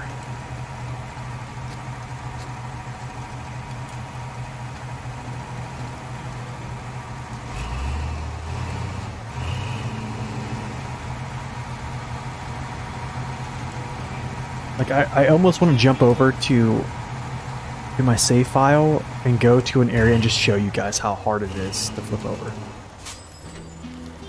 It's really hard. Like the long nose Kolob, while it doesn't have as much fuel in its tank, doesn't have always on all-wheel drive and diff lock. You're gonna be hard pressed to flip it over. It is quite eye-opening. Yes, this is Olsom's trailer pack. Yep, I'm using a trailer mod. For this playthrough, yes. Other than that, everything is vanilla. And I am using a mod for the randomizer and the experience mod as well, so yes, I guess you could say this is kind of a modded playthrough.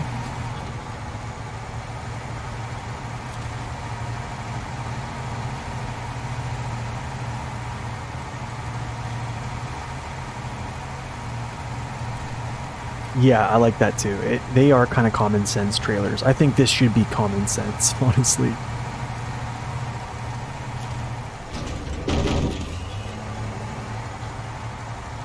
Okay, to the sawmill.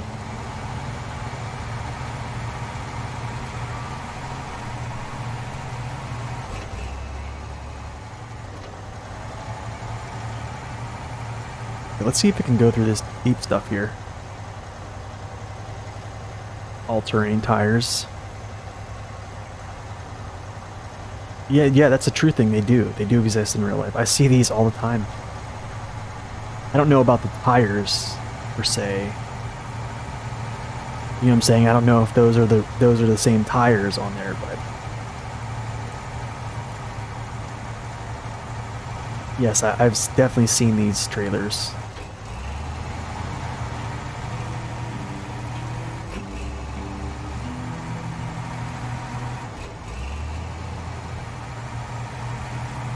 You wish the raised axle served the purpose?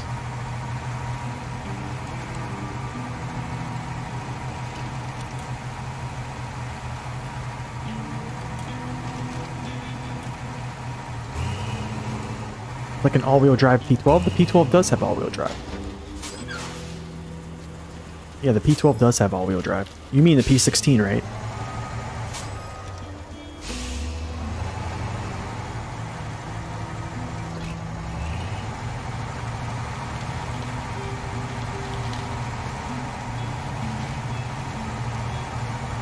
That is true. Like District said, you can actually make those powered.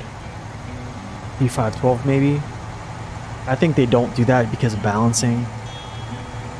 Yeah, because the P16's OHD1 tires are like, they're the best tires out of every hauling class vehicle.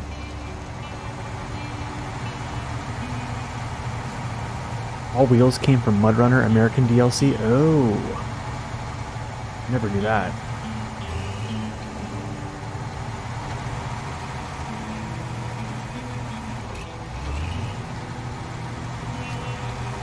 You know what, I'm gonna try to go through these trees actually, but first,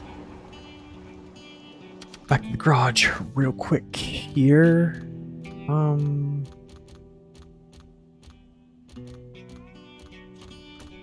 I can't use this.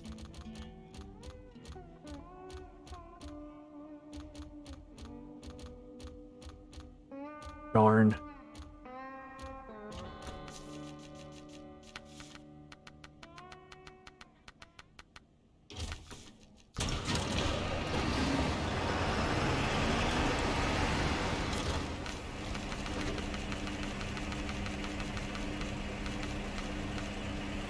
Few loads of short.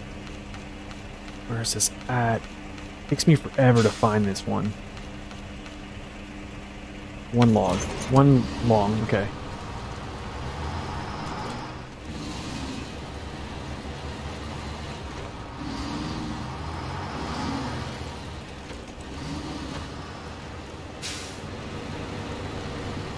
The medium log trailer came from there too? Oh dang, I didn't know that.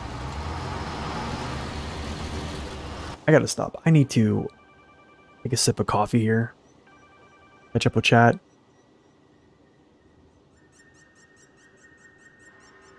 Yeah, that is my complaint too.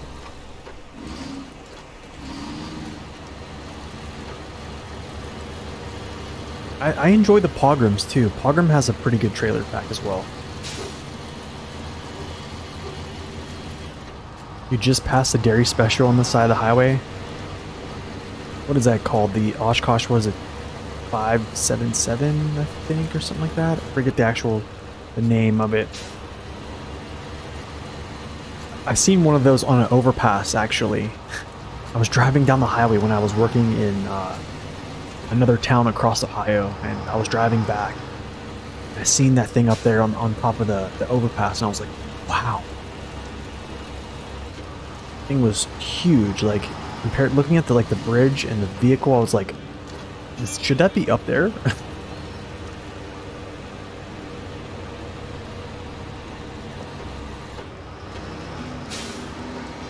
Here we go, wasting money on trailers, deleting trailers.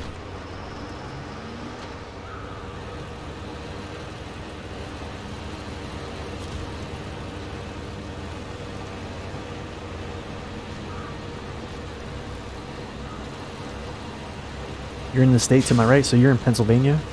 I was originally I was born in Somerset. I was raised kind of around that area, around the Pittsburgh area. Let's delete this trailer. You know, throw away some more money. Doesn't matter. I lived in Acme for a while. I lived in Scottdale for a long time. It's essentially where I grew up, was Scottdale. You're from Somerset? Not PA. You're not from Somerset, PA, are you? Grew up in Scottdale. I lived in Mount Pleasant for a little bit. I have family that still live there. Oh, you live in Somerset, UK. I was like, there's no... I knew you weren't. You weren't from the US. You live in Scottdale, PA? Really? And my dad, I mean, people used to remember my family back in the day in Scottdale. But it's been so long. I remember there used to be like a 1-cent candy shop, like downtown Scottdale. We used to go there and like, used to have like a long bar, and they would have like, they would give like malt milkshakes, and they were so good. You've been in the area for 20 years? Nice. This is gonna suck. You guys are in for the long haul here. But hey, I mean, all-terrain tires, man. Long logs. We're not doing too bad. So this brings up the next thing, is like, what about vehicles that don't have diff lock for that one skill trait? Oh man, that's gonna be kind of confusing. I have to think about that one too. I don't know why I just thought of that, but check out the Bad Rabbit coffee shop. I will, for sure. I will, man. It's been so long since I've been back there. My dad's friend owns a restaurant in Mount Pleasant. It is right in town where Mount Pleasant, where the Doughboy is. Oh, it's down Pittsburgh Street? Okay. Man, I used to play football at Southmoreland, actually. I played football in 8th grade in Southmoreland, I think. And then I think we moved... R31, yes. Yep, that's it. That was my dad. One of my dad's friends actually owns that place. But, you know, my dad passed away, I think it was like... I think it's coming up on like 10 years now, but yeah. We used to go there, have lunch and stuff like that whenever we'd go back to town.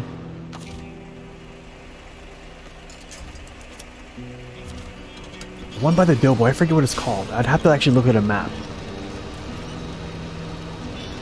I'm sorry to hear that, man. Crazy thing is, like, my dad died of lung cancer. He never smoked in his life. It's called Bar 31. I think that's what it's called, yeah.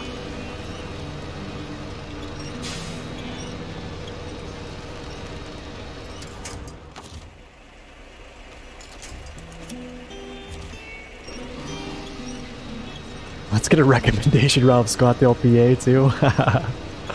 Oh, that's funny. I don't even know anymore, man. Haven't been there in so long. Your dad died of stage 4 cancer. I'm sorry to hear that, man.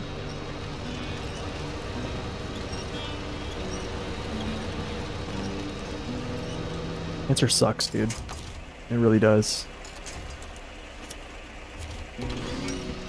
My dad had, so the thing is, like, he broke his arm, so he retired. It was literally the year after he retired, and he was still doing some type of work, because you can still work after you retire. So he just did stuff to kind of make more money on the side, and he was trying to.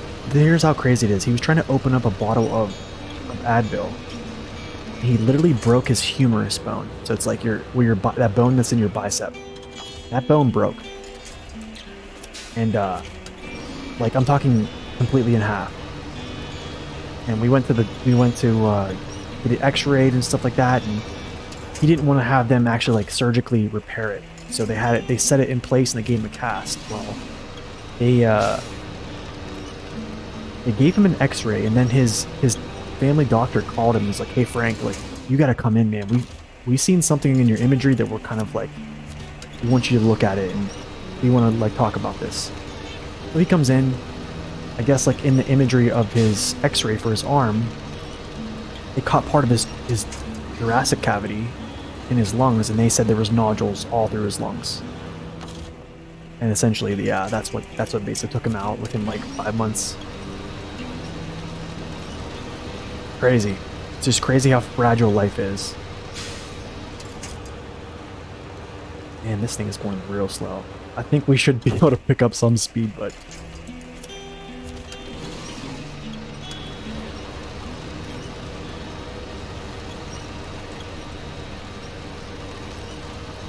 Oh, come on. Alright, not bad. Yeah, it's like, it's not like people... Sometimes I think when you talk about, like, your parents dying, people think you're kind of weird. They're like... They don't know what to say. But the thing is, like, I'm totally okay with talking about it. Like, I know where he is, you know. He didn't fear death. I don't fear death at all.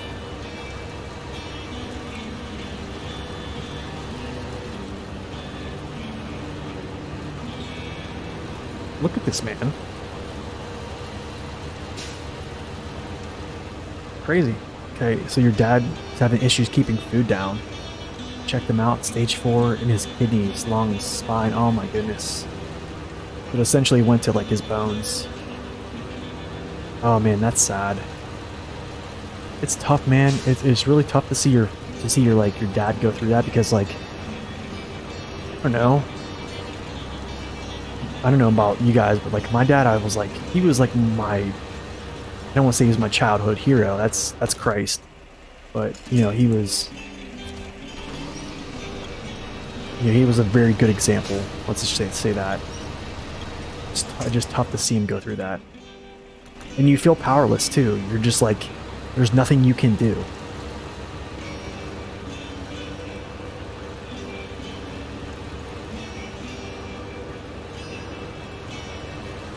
slow progress.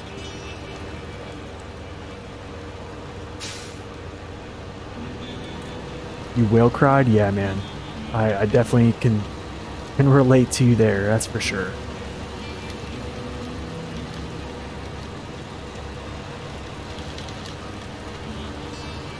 Whoa. I definitely whale cried for sure. I mean, that's something like my dad taught me is like, it's okay to cry. Like, I think I've seen him cry maybe like a handful of times in my life. But I mean, like, men cry. Like, that's just part of life. What is my favorite truck? Shoot, I don't even know, man. It's such a hard question to ask. It's like, for me, or to answer, I would say, because ever since I started reviewing trucks, it's like my perception and like the things that I start to like change. I think vehicles that I liked, how do I say this? I'm starting to like more or less the underdogs. But I'm gonna say overall, it's gonna be the 64131. Just because I know that truck's so good, and it's always been like, I don't know, it's always been my favorite. I used to think it was super ugly, but it's just so like, so steady, so consistent.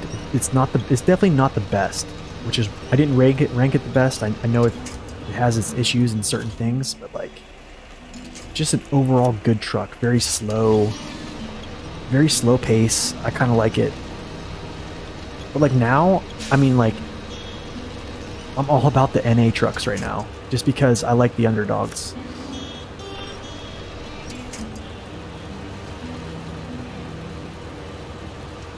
Like, watching this BM17 like grit through this stuff is a good experience for me. I don't know. Other people are like, I hate watching this. This looks painful.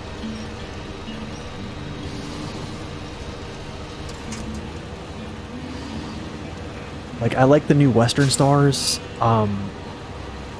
I don't know if a lot of people really like those. I'm a fan of them. I like them. I like the 49X. I like the 681. I like the HX520. I mean, the list goes on. Yeah, I don't like how tippy this truck is either. That's for sure, man. Yo, Damien, welcome in, man. Welcome in. Good to see ya.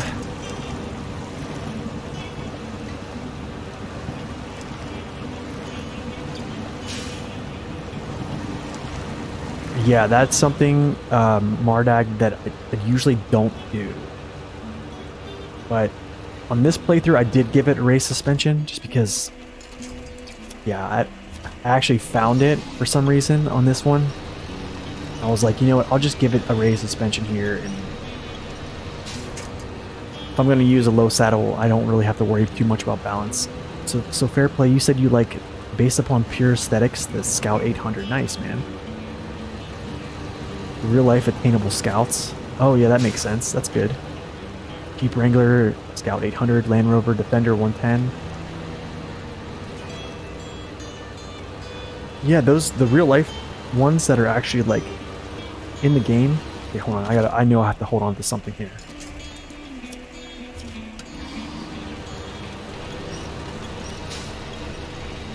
I will tip over real quick.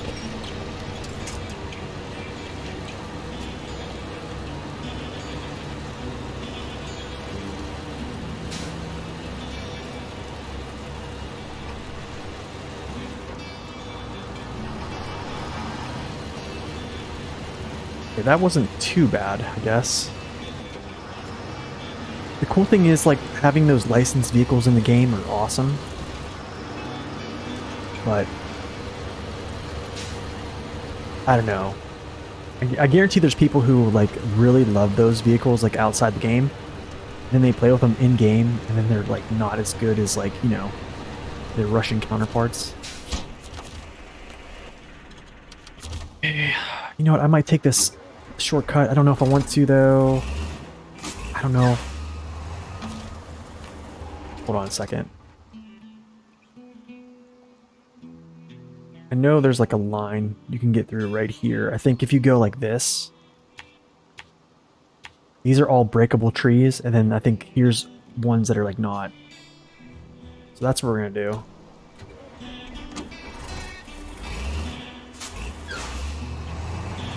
Why would they choose the H2 over the Hummer? I don't know.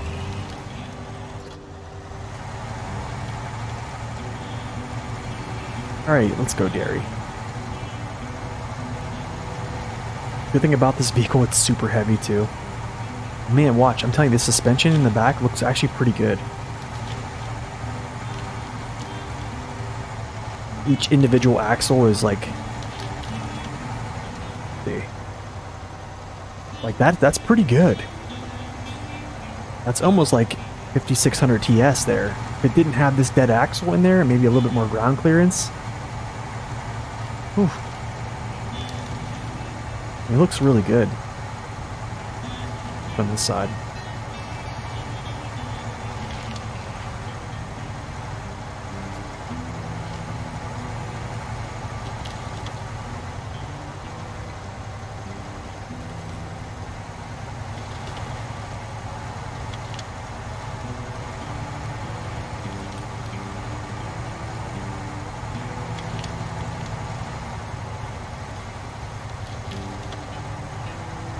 Yeah, that's... You're not a fan of the Hummer either? Hummer, oh man. I think I do like the Hummer, actually. I don't think I'm like a huge fan of it, but I've used it quite a bit in some prior playthroughs. Yeah, its Hummer tires are actually really good. That's the funny thing. 750 and the Lodestar are really good. Those are good picks. It's weird, man, because the Hummer, when you put bigger tires on it, or you put like the mud tires on it, it is super slow. Like, it becomes really, really slow for some reason. I don't know why.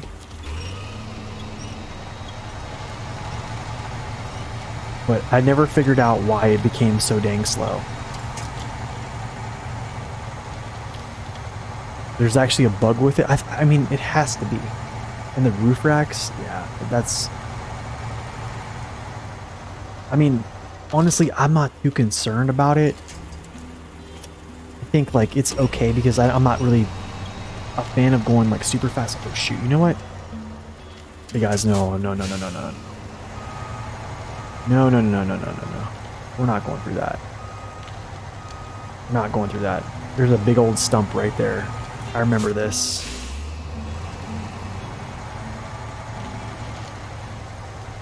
The original Hummer? Yeah, that'd be kind of cool.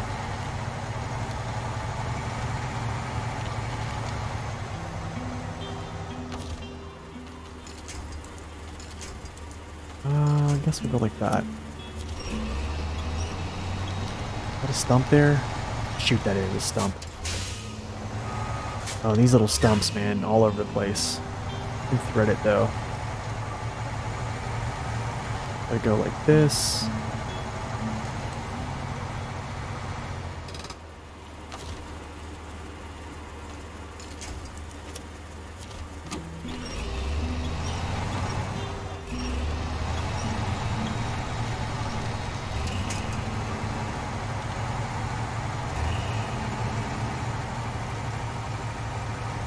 Nice, not bad, not bad, not bad.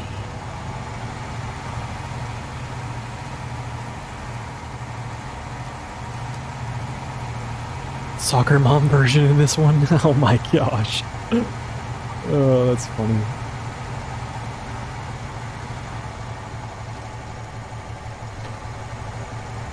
Yeah, I'm actually not going to make that turn. There's no way. Swing it out here onto the road. No shame.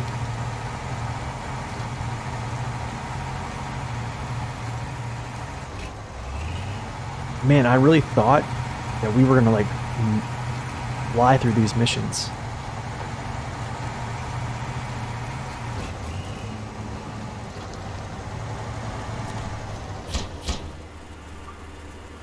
Shoot. You know what I have to do?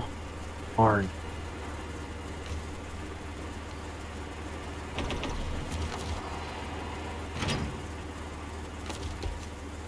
Oh my goodness, man. I hate. I feel like I'm losing so much money. What's up, Saldigar? Welcome in. Your fence? Gotta get another load of these. I'm actually gonna take the shortcut thing. I'm hoping the BM17 can make it through that area.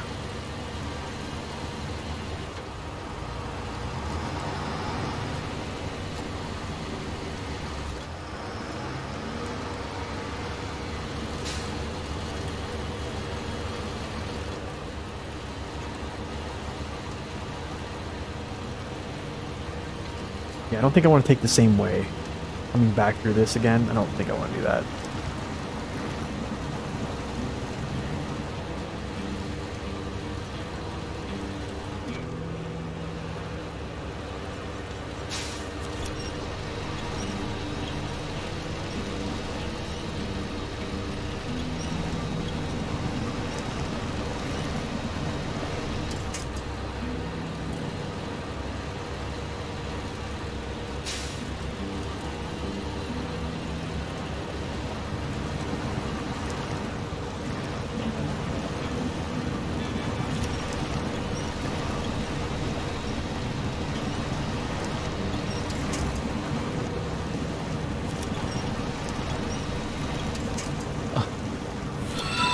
Oh, of course. Of course I did that. Of course. Yo, Timmer, thank you for that follow. Appreciate it, man. Welcome in.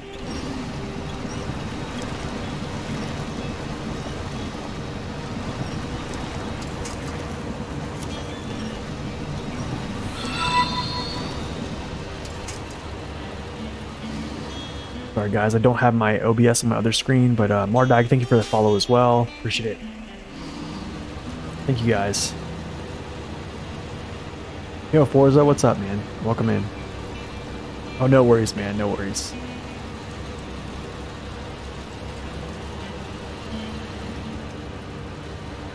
I think someone came in the other day and was like, hey, this is actually a stream where they're not playing, like, crazy, like, house music. Playing a slow-paced trucking game. This is nice. I thought that was pretty funny. I see that so much on here on Twitch. You go into someone's stream and they're playing like their own music and it's like pounding, like boom, boom, boom. And you're like slowly going through the mud. It's like, what a terrible pair.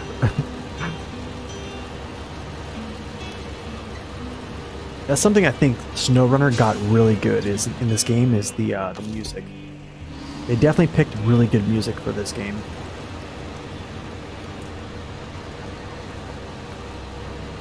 Like, I actually, you can, the thing is, it's on YouTube. I think all their music is actually on YouTube. You can go, like, it's funny because you can go, if they're on YouTube and just listen to it.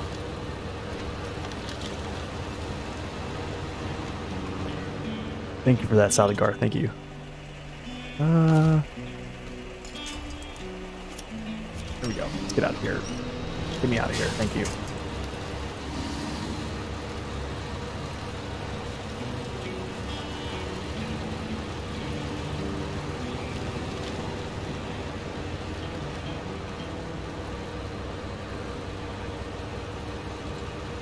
Oh, you play your own stuff on Spotify? That is kind of smart, too. Honestly, like, on this stream, and even when I play, I turn this music in the game all the way up. I think, look. Music volume all the way up. It's like, yeah, everything's pretty much maxed, and I turn the master down, just so it's not, like, blaring in my ears.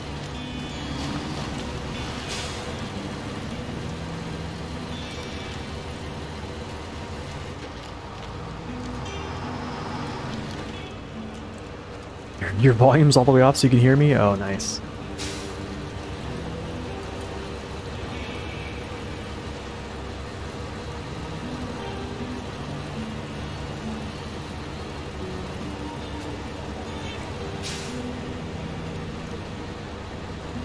Oh, you're playing in windowed mode? Nice. I'm actually playing in windowed mode too, so I can see chat. There's this the only thing weird, man, about my computer is if I put my Streamlabs over on my other screen, my game will actually lag. Like I can see screen like screen tearing. That must have a huge monitor, man, because you must have like a 8K or something.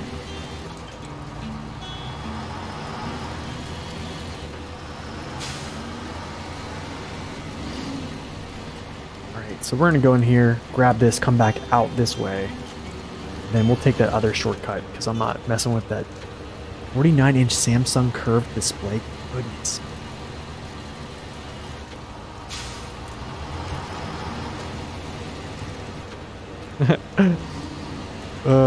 And I have a 17 inch. That's funny.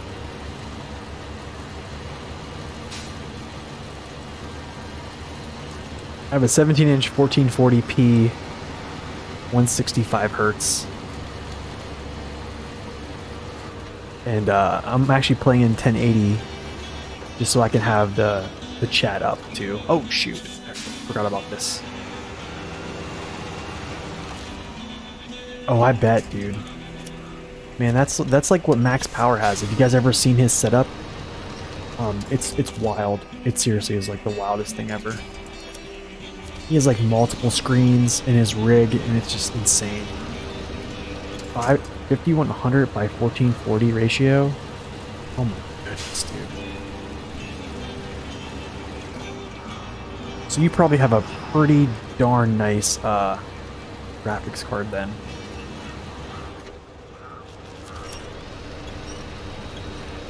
You have a 2080 Ti? Oh, nice.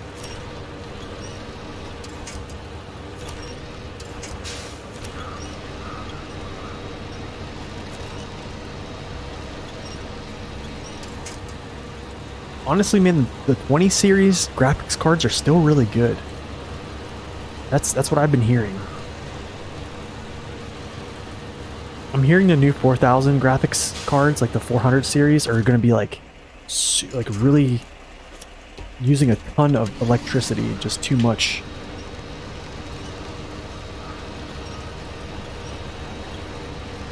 Like, I'm cool with gaming and having like, yeah, just way too expensive too, right? Like, who can afford that stuff?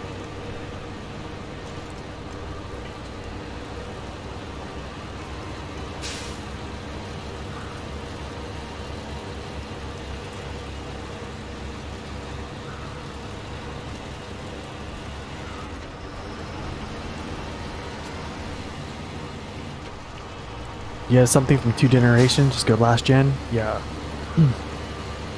Yeah, that's the thing. My old computer, or my old laptop was had I think a 1080 in it. And to be honest, like when I first started making videos, I was making it on that. Then when I graduated college, I upgraded to a laptop with a 3080, so it was like a 2 gen upgrade. And honestly, like even now, I still feel like I want more. Because a laptop isn't as powerful as a desktop.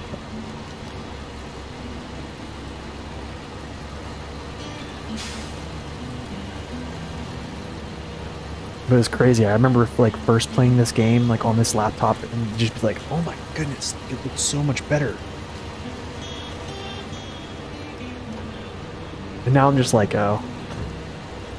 It's kind of crazy how our perception changes, you know? This laptop cost me a lot of money. I saved for a long time to get it though. Basically from 2016 till 2021. Yeah. Alright, we'll take that shortcut. I know I need to so bad. Just because like there's so much better to upgrade. Like you can't really upgrade a laptop. There's only certain select things you can upgrade on a laptop.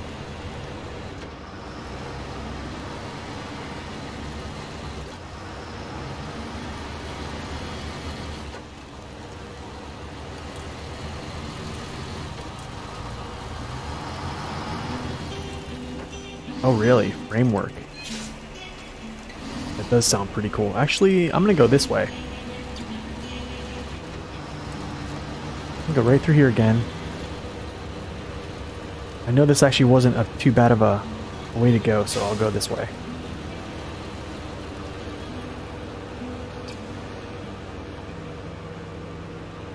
Oh gosh, maybe it was. I feel like that little shrub underneath my... This is a... Yes. This is a trailer pack, actually. This is a mod. The modded trailers I'm using... I'm not using any, like, modded trucks in this game. I'm just using modded trailers. Cooling is easier to upgrade, easier to clean out. Way better performance. Like 40% better performance, essentially. I think. Because a laptop, okay, like... A laptop graphics card is so much more. There's so much more power that you can draw from it.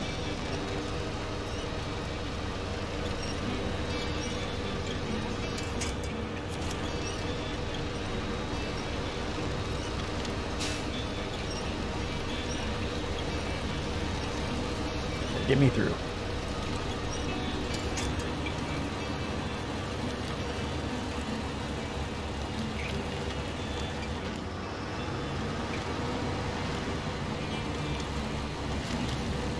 So when are you guys designing a desktop for me? Gosh, dude.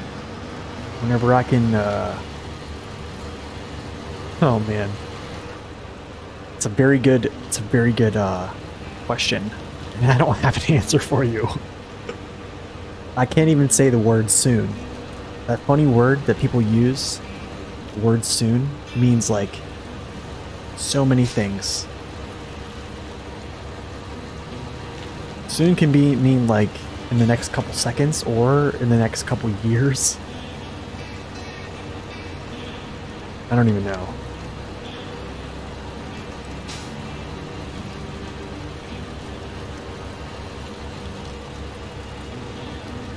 Yeah, I would love to. I would freaking love to have a desktop.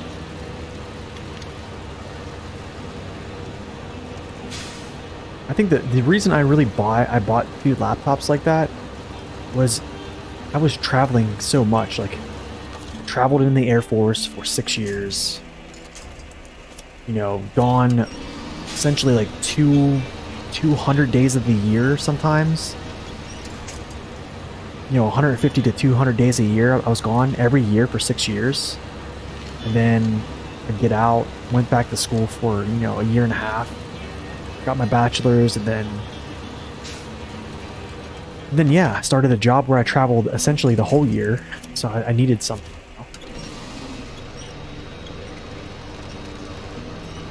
Yeah, I know, that's the thing. I have the advanced special. But yeah, I don't have any good gearboxes right now.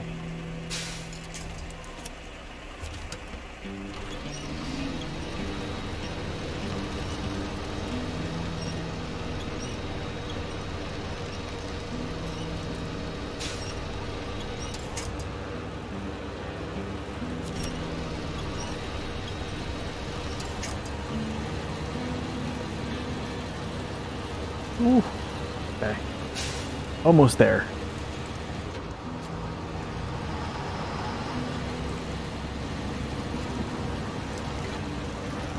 Yeah, but yeah, Kahina, I wish I had better gearbox. I wish I had an off-road.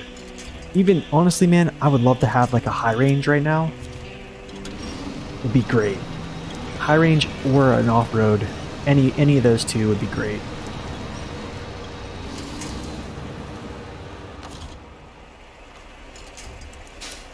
As you guys can see, I'm doing a lot of clutch bumping because of that, not having a good gearbox. I mean, the good thing is, I guess I'm saving fuel. The balanced gearbox is pretty good for fuel, so...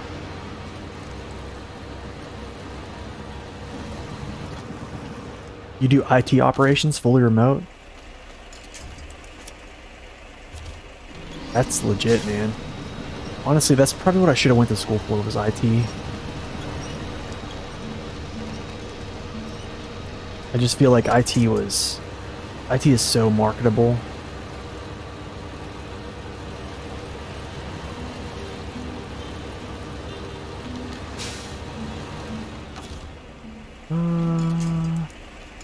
Yes.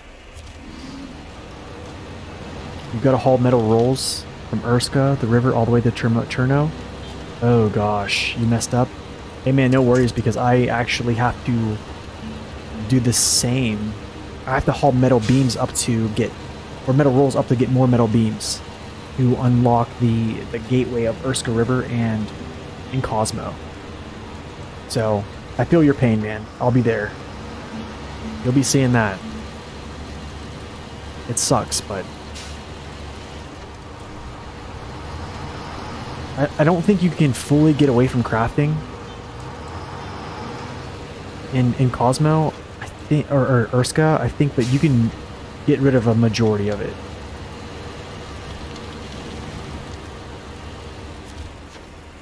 Nice. Excellent. Here, take your reward. You deserve it. Okay. Gosh, man.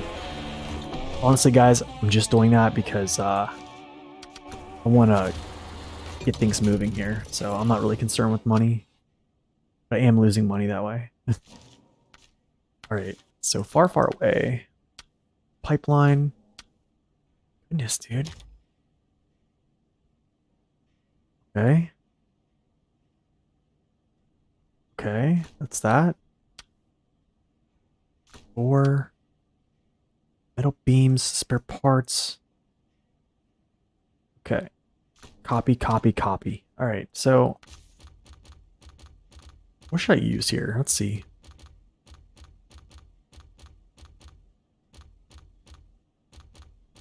I don't have a... The thing is, I would love to break out like a different truck right now, but the thing is, none of them have all-wheel drive. Except for the Kodiak, and the Kodiak can't really haul heavy things right now. So essentially, we're going back to our boy here.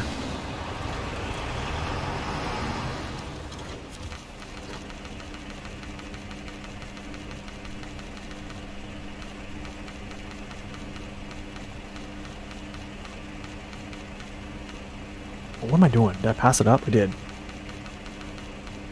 I would use that modded trailer, but it just sits too far up. It will collide with the crane, so. Drilling spare parts. Let's see where this is at. Okay, cool. Let's go there. Just real quick. Yeah, you spend a while before you realize you get metal beams from Cosmo for free. Yeah. And that's essentially where I try to pick up most of my cargo, or most of my metal beams. For the whole map, actually, for the whole region, but essentially you kind of have to, because the thing is, when you do warehouse trouble, I think it gives you like 10 metal beams, and I think right now, after opening all the bridges and even bringing up a metal beam for another task up into the northeast part, I only have 1 metal beam left, and I still need like 3 for the opening up Cosmo. The Cosmo Gateway, so kind of sucks, kind of feels bad.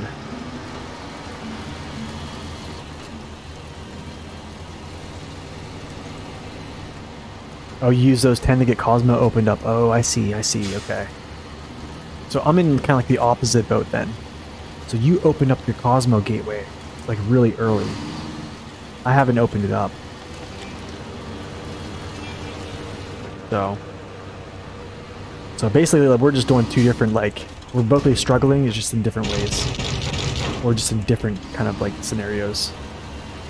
Oh, you rushed the Zikz. Okay, I see.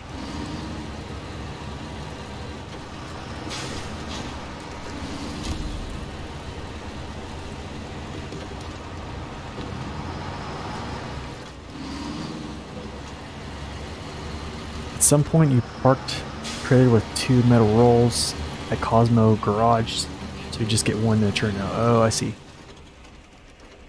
No, I go straight. That's right.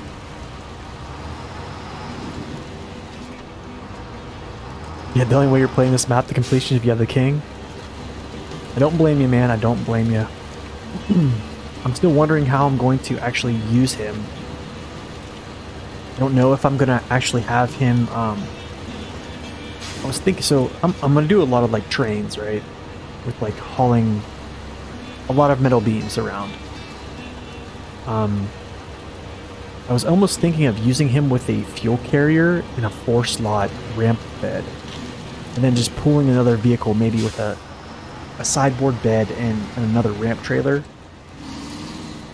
It's because it can hold 6 pieces and not 5. Because if I use like this thing, I only really can get two metal beams in there.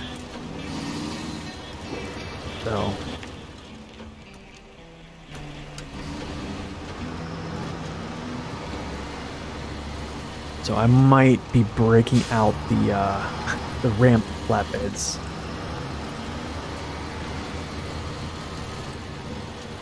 Which, I don't know. I guess it's okay.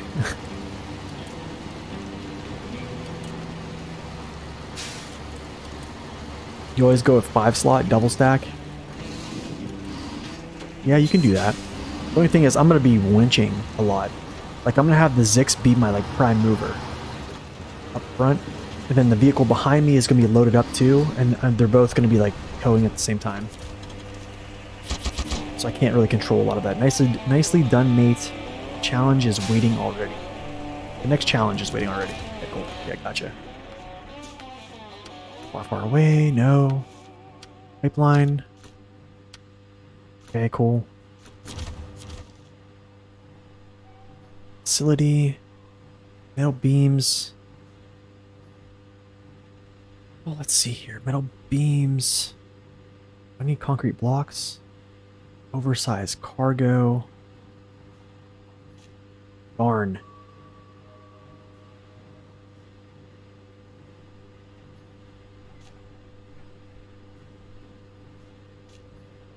Beams, planks. Okay, so, yeah.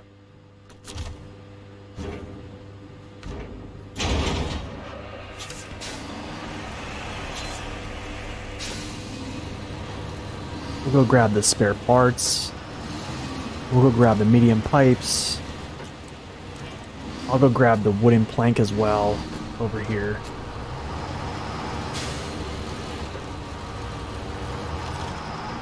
Let's see.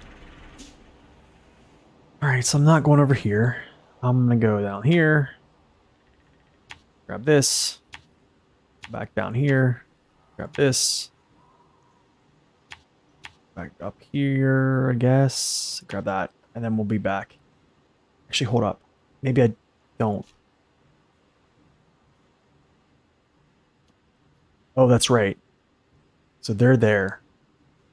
Okay, I can grab those out of there. Yeah, I'll do that. Yeah, no worries, man.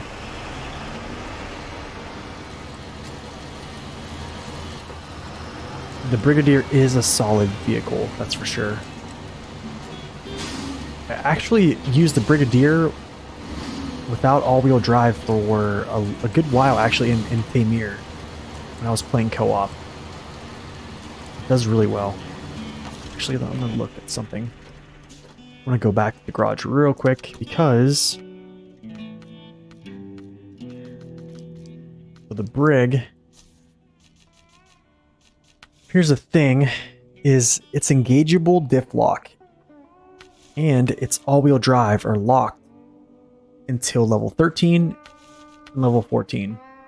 So for here, 45,000 experience, because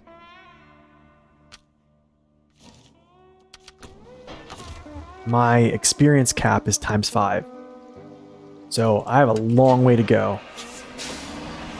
So essentially, that's the reason why I haven't bought like a 681, Western Star 49X, any other Western Star.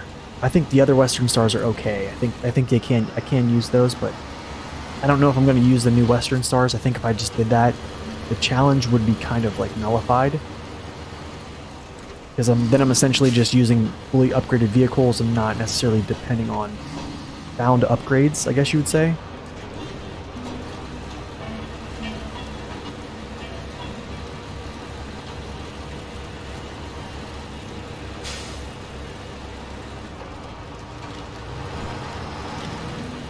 But I mean, the randomizer has given us fully upgraded BM17 essentially.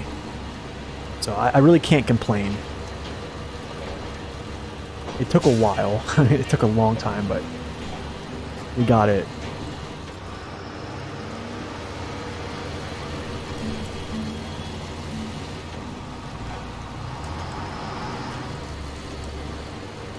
Okay, I'm gonna hook up to this thing, take one of these pieces off here.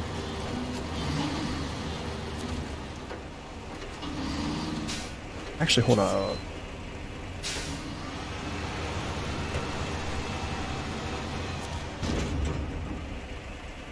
Drilling. Yeah, I just want to make sure. The other one is service.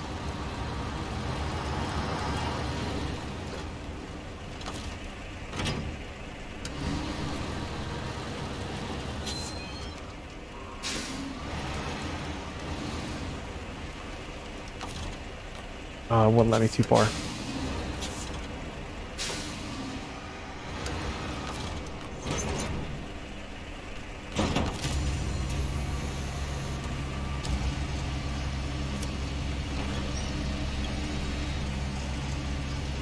Okay.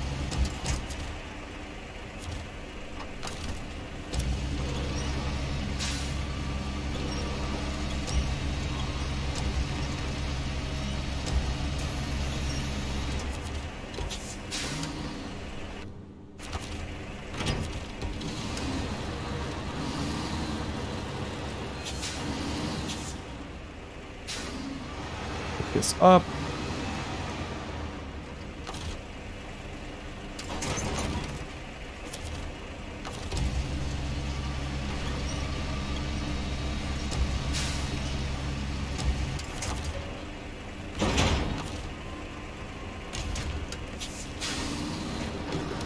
Okay, let's go. Go get, I think, a wooden plank, and then I need a metal pipe. I'm still gonna have to run down to the edge of the map, actually, down there by the aerodrome. Grab the oversized cargo.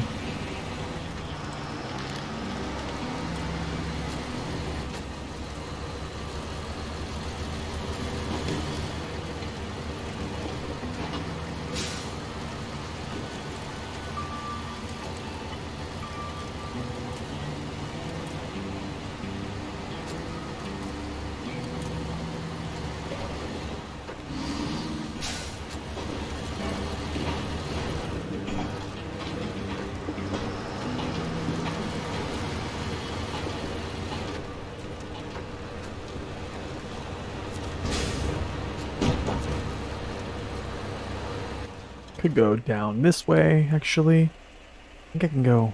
Actually, no, I'm not doing that. Take a shortcut here. Thinking. No, I'll just go around. Just, oh man, I wanted to make it over to Pedro to find some upgrades today. I just... So many, so many missions just kept popping back up here. Trying to do this in somewhat of an order.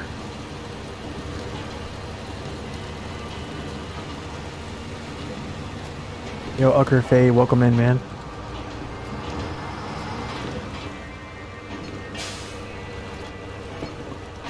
Yeah, for anyone who is joining the chat, if you want to see the rules for this playthrough, you can type !rules as shown in the title of the video or title of the stream. And also, if you want to see the upgrades that we have found, I can actually put those back up on the screen.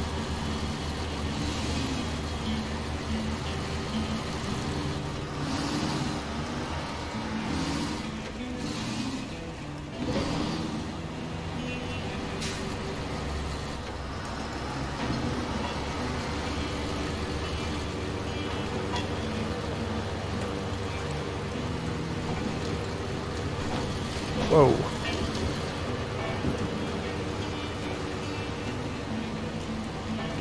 Oh, really? You considered White Valley the last?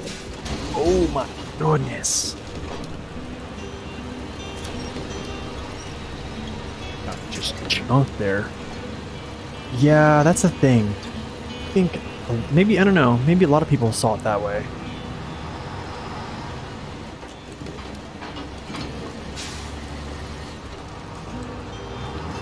I don't know, I always just came over here first because I wanted another, like, place of operation. And I guess, like, I feel like the last part, like the last missions are in Pedro. I don't know, is that, I could be wrong though. I have been wrong before. I was definitely wrong in season 8. I should have never went to the Institute first. So, unpack. I need to pull one of these out because I need a 2-slot space. You consider White Valley last? Okay, is it medium pipes? Sure is. What are you saying not enough space for? Huh? I don't get it.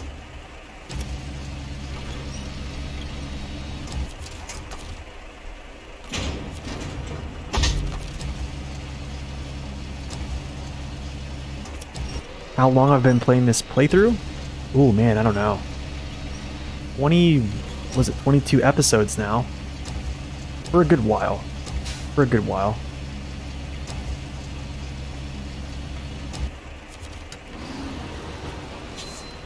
Okay, these are gonna get delivered. Oh, you considered Island Lake to be the last one in Michigan? Yeah, I don't know. I found it... I think I went to Island Lake 3rd. And then I did Drummond last.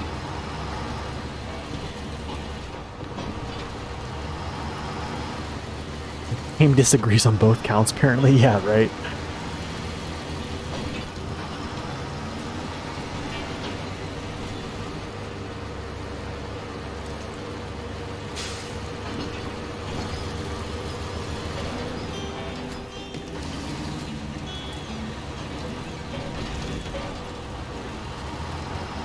Oh, the thing is, I wonder why I did it that way. I'm not sure why. I just have always done it that way. Same with Pedro. Like, I feel like... I think in my head, logically, I was like, I don't want to do 2 back-to-back maps that don't have a garage. And then I was like, okay, maybe I'll just go over to White Valley, get this garage, and then... yeah, I don't know.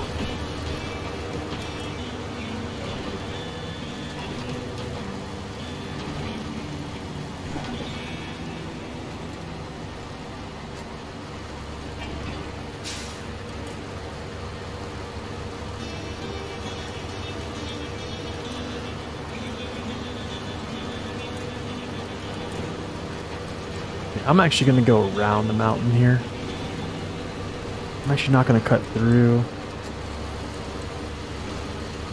Hey, hold up, I am going to cut through. Yes, right here I am. This being episode 22, the average stream video time is 2.5 hours, so nearly 50. How is that on timing? What do you think? Is that good timing? 50 hours. I guess where am I at here? I completed Michigan. I didn't do the contests. And then 70% Alaska.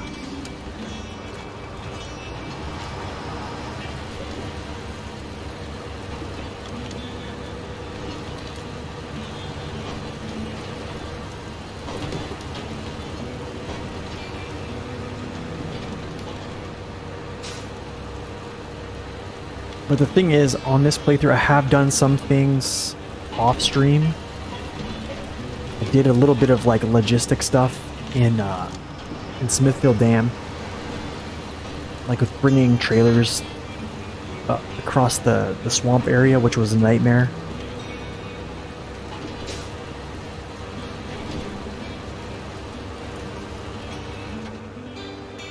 What in the world is going on?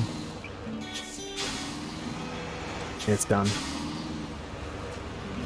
Xbox base game takes 96 hours on average to complete. Dang, not bad.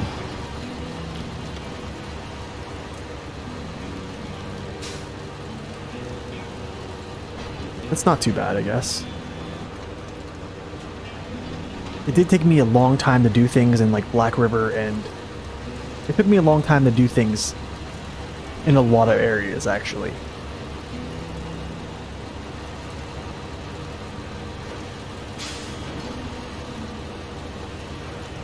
All-terrain tires, highway tires, no all-wheel drive, all that stuff.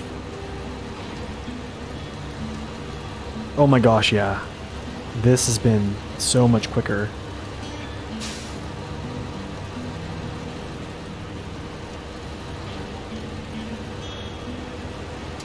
I'm gonna release that winch just in case I have to actually winch to a tree myself.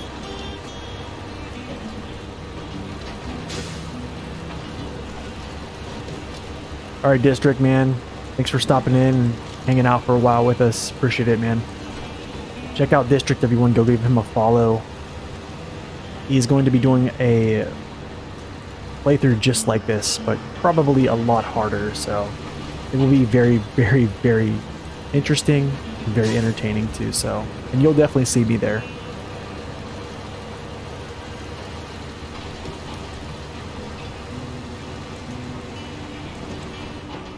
I would definitely be rooting for you, bud. Yo to Duckamator, what's up, man? It's going good. We're just slamming through contracts right now.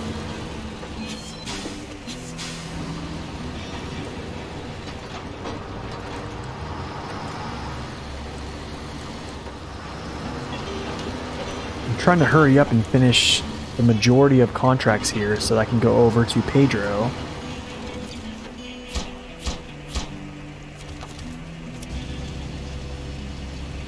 Find some upgrades, but oh, that's right, I can't turn it that way.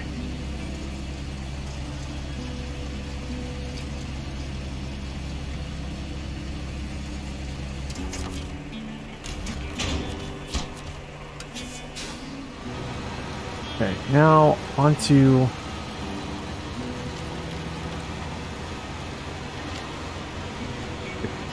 oversized cargo. Yeah, that would be a flip. With like a regular sideboard bed.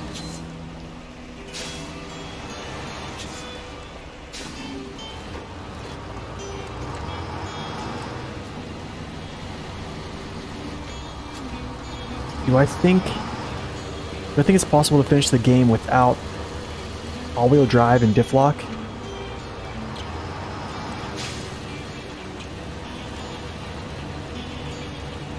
If it's auto-enabled, can you use that truck? I think it's possible to finish the game without all-wheel drive or diff lock. I'm not going to say that it's impossible. I just don't know who would essentially go through the whole game in that fashion. It would take a very long time, I think. It would take a lot of patience, and then it would take a lot of like knowing good routes, because you're gonna have to winch a lot. So I don't want to say it's not possible. I just think you're gonna be very hard pressed to complete that challenge. Yo, Divine Just, welcome in. I'm doing well, man. Thank you for asking. How are you? Good to see ya.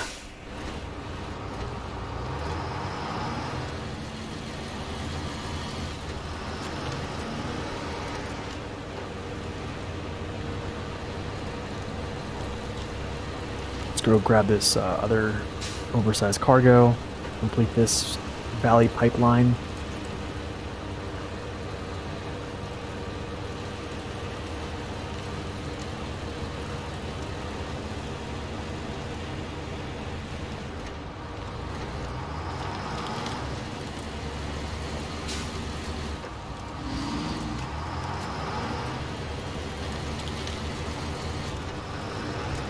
Ooh, okay. Pop the hitbox there. You're good? You're about to play World of Warships? Nice, man. So what is up with the rank? Because, like, I feel like it says, like, the ranked season, it's going on for, like, I guess another month. But somehow it, like, reset my ranks. Like, last night, so yesterday it reset me back to rank 10. And I was like at rank 4 when I stopped. And then it just reset my ranks because I was trying to get past Bronze League. And I don't really have, like, any good, like, meta ships right now to, like, do super well in Bronze League. I'm just using, like, the Mecklenburg, which is with like the Commander Lucians and essentially like a secondary build, honestly. But yeah, it's weird because it reset me back to 10. I just got back to 5, I think, yesterday.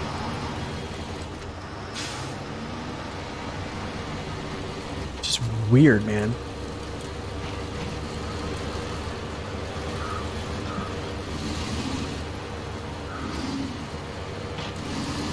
Like, I don't know, the thing is, the rank, man, it just sucks. Oh, man, I don't want to say it sucks, but, man, CVs really kill the game. Like, they do, especially at tier 6, like, you don't really have any type of, like, AA power. Like, there's no, like, your AA, like, availability and defensive AA, like, stuff, it's not there. Like, carriers can just, like, they can drop you as many times they want.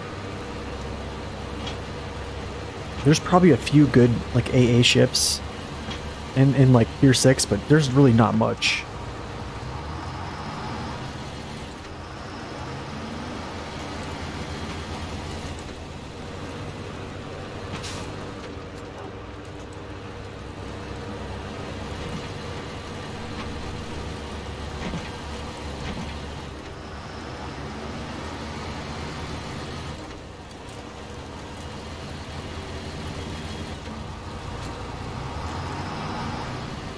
I think I did say this the other day, but I, my first game back after like 2 years of not playing that game, I had a Kraken unleashed in the California. I don't know how that happened. Like, it wasn't like a too big of a damage game. I think I had like 136,000, 5 citadels, 5 kills. And it was just like, I don't know. After that, I was kind of like, okay. I think I'm ready, and then, you know, very deceiving because then you start playing and then, yeah, the game just kicks your butt.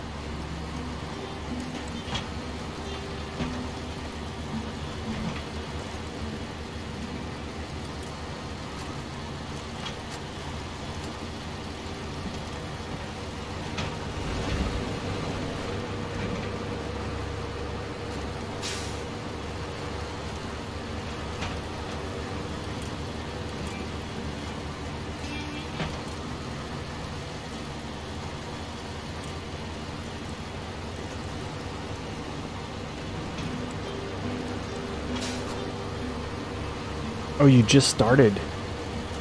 Oh, wait, you just started playing the game. Oh, nice. Do I prefer cruisers? Honestly, man, I kind of prefer battleships. The thing is, they're not, I don't think battleships are in a good place right now. Because the game is kind of shifting to more of like a long range. And only like, only ships that have like really good dispersion, a really good like shell dispersion at longer ranges, or shell accuracy at longer ranges do well. And I like more like the brawling, like getting close, you know what I'm saying, like close range fights. But I'm pretty good in cruisers, actually. I do like them because, like, the thing is, like, they also, here's the thing, like, the game, too many battleships as well have really, really big guns that don't care about your armor at all. You can be in a cruiser and essentially It splattered. What? What's it packed? What is going on? Did I do something wrong here?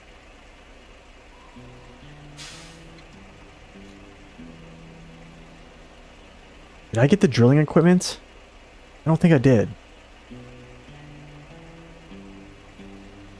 Did I really? Shoot, I do. Oh, I'm an idiot.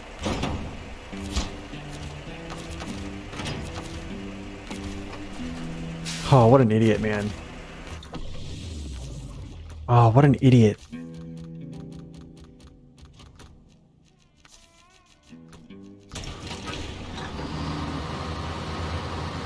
But yeah, I think it was, like Wargaming said back in the day, they're like, we're not going to bring out any more battleships with, like 457 or 460 millimeters. Like, we're not going to do that. We don't want to have too many battleships like that. And they totally went against their word. So they just basically overmatch your armor, and like your play essentially doesn't even matter. They just punch right through you, hit your citadel. Content, right? Exactly. Oh my gosh, dude, I'm misplaying here so bad.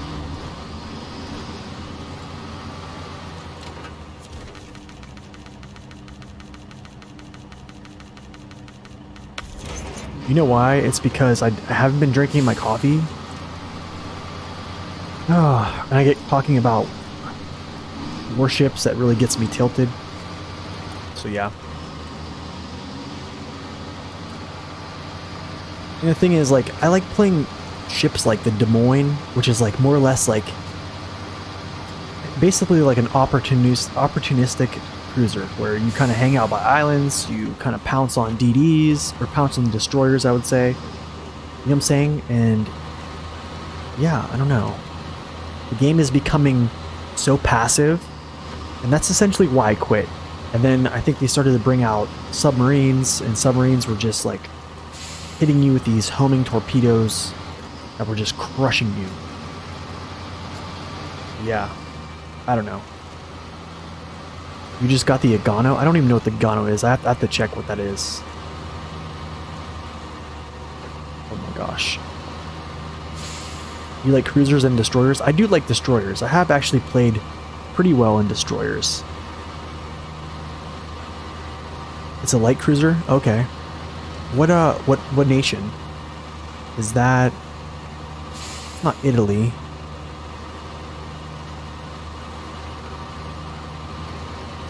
So as you guys know, we do have the UOD2s on here because per the rules, these have no tire restrictions for these two highway trucks.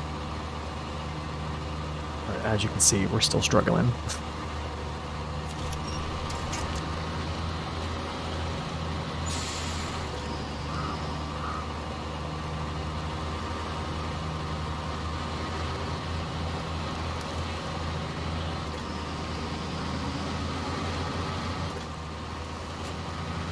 You ate way too many torpedoes for them? Yeah.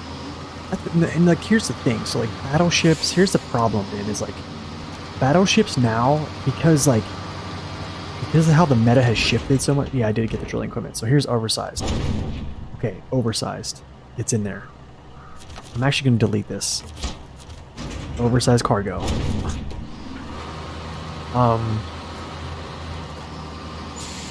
But yeah, I don't know, because carriers are so strong, because submarines are so strong. Like, there's gameplay now has become like everyone is fighting at like 20 kilometers plus away, and it's not fun. Like, it's basically like a sniping battle. I don't find that really fun. Like, lower tiers is actually like a little bit better. Like tier 10, it's like everyone sits at the back of the map for like 3/4 of the game, because like everyone's afraid of carriers, afraid of torpedoes that are like insane now. Gosh, come on. Oh wow.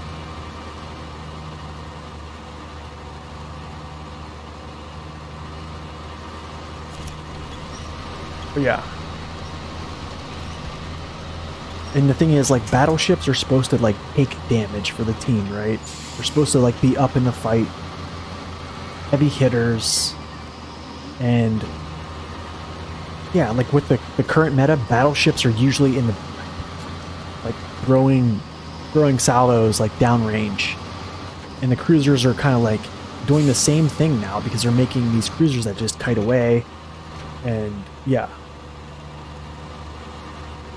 You wonder when carriers and subs will come to War Thunder? Oh, I don't know, man.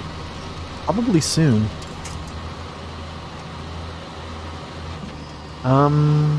It's a good question, Chaos. It's a good question. Let me, I will give you an answer here in a second. Actually, I'll give you an answer right now.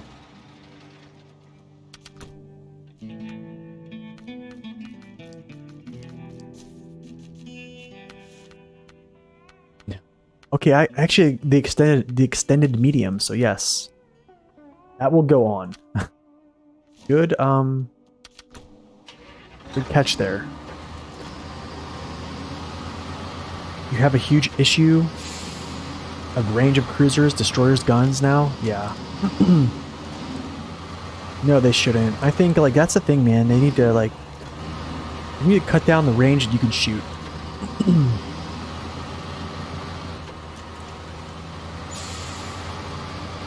Like, a battleship should not be able to shoot across the whole map. I don't think any player should be able to shoot across the whole map. No, that's how, I don't know. I just feel like it's creating too much of a, like, a boring play style. I think there should be, like, battleships should be able to shoot pretty good range, right? They should be able to. They're a battleship. But I don't know, there has to be a way to engage in more of, like, a closer range gameplay. But the thing is, like, the new game mode, I think it's called, like, the Airship Escort, that essentially gets everybody really close because you have to actually get into the circle to advance the airship. So, like, now battleships that excel in close range combat are really good. They're good for 12 miles. What is that in clicks? But the accuracy is trash. Yeah, see what I'm saying? Yo, what's up, Gaddy? Welcome in. Or G-Daddy, welcome in. Or anything about the DLCs not working correctly? Can't get any of mine to work, even though they're installed. What platform? It's like console, I probably don't know. But I mean, Xbox Series X. Okay, so I would probably do two things. Does anybody here have that issue in chat? Can help him. If not, I would probably contact someone from Xbox support, or I would contact someone from Saber with that. See if they can help you out. Honestly, that would be my first two things I do.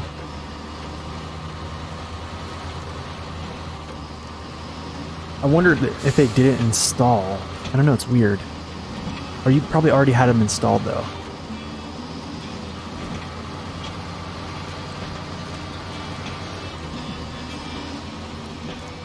You have the same issue as well? You don't think your DLCs are installed. Okay. That could be it. Maybe they just didn't install and...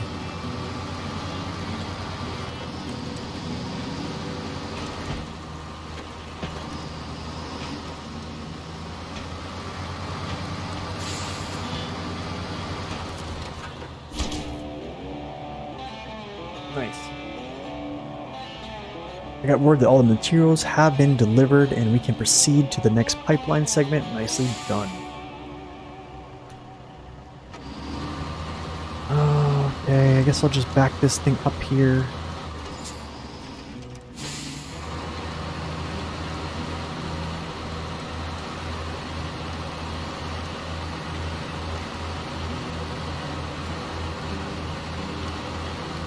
And then you mix physical and electronic issues together? What do you mean by that?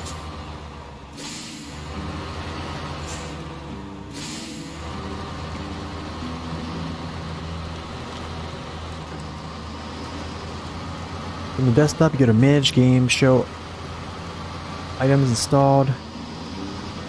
Like all the DLC show game. Okay. Thank you for that MLBC. Appreciate it, guys. Yeah, thank you for chiming in to help them. I don't really know anything about Game Pass. I don't know anything about console, really. Basically, Epic Games and Steam is kind of where I've been the whole time.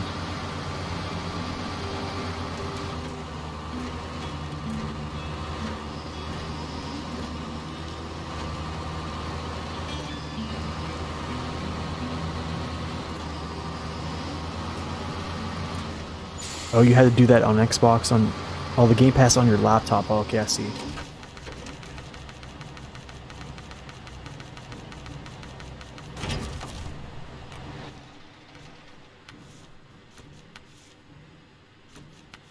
So this I'll probably have to do. Should I take a drilling equipment over there? But we'll save that for later, actually. This is actually where I'm going to stop for today. We're at 3 hours. Yeah, it's been... I promise next time we do this, we're going to get over to Pedro, scout that out, find the rest of the upgrades here. But first, before we go, I'm actually going to show these are the current upgrades that I have found in the game with the randomizer. I'm going to try to change this up a little bit and make it so I'm going to give a command for all the upgrades found in each region. So then if you want to find out which upgrades I found in each region, that's how it'll be. So I'll get to work on that for the next stream or the next time we actually play this segment. I think the next one might be hard mode. We'll see. But anyways, guys, have a wonderful weekend. It's been great hanging out with y'all. If I don't see you guys till, Monday or Sunday, have a great weekend. So it's been great. It's been fun. I'm out of here. So have a great weekend. Have a great day, night, morning, wherever you're at. Go stop by the YouTube channel. Check it out. There's some stuff there that could help you out. Give it a like, subscribe, and yeah, we'll see you guys later. And as always, God bless and stay upright.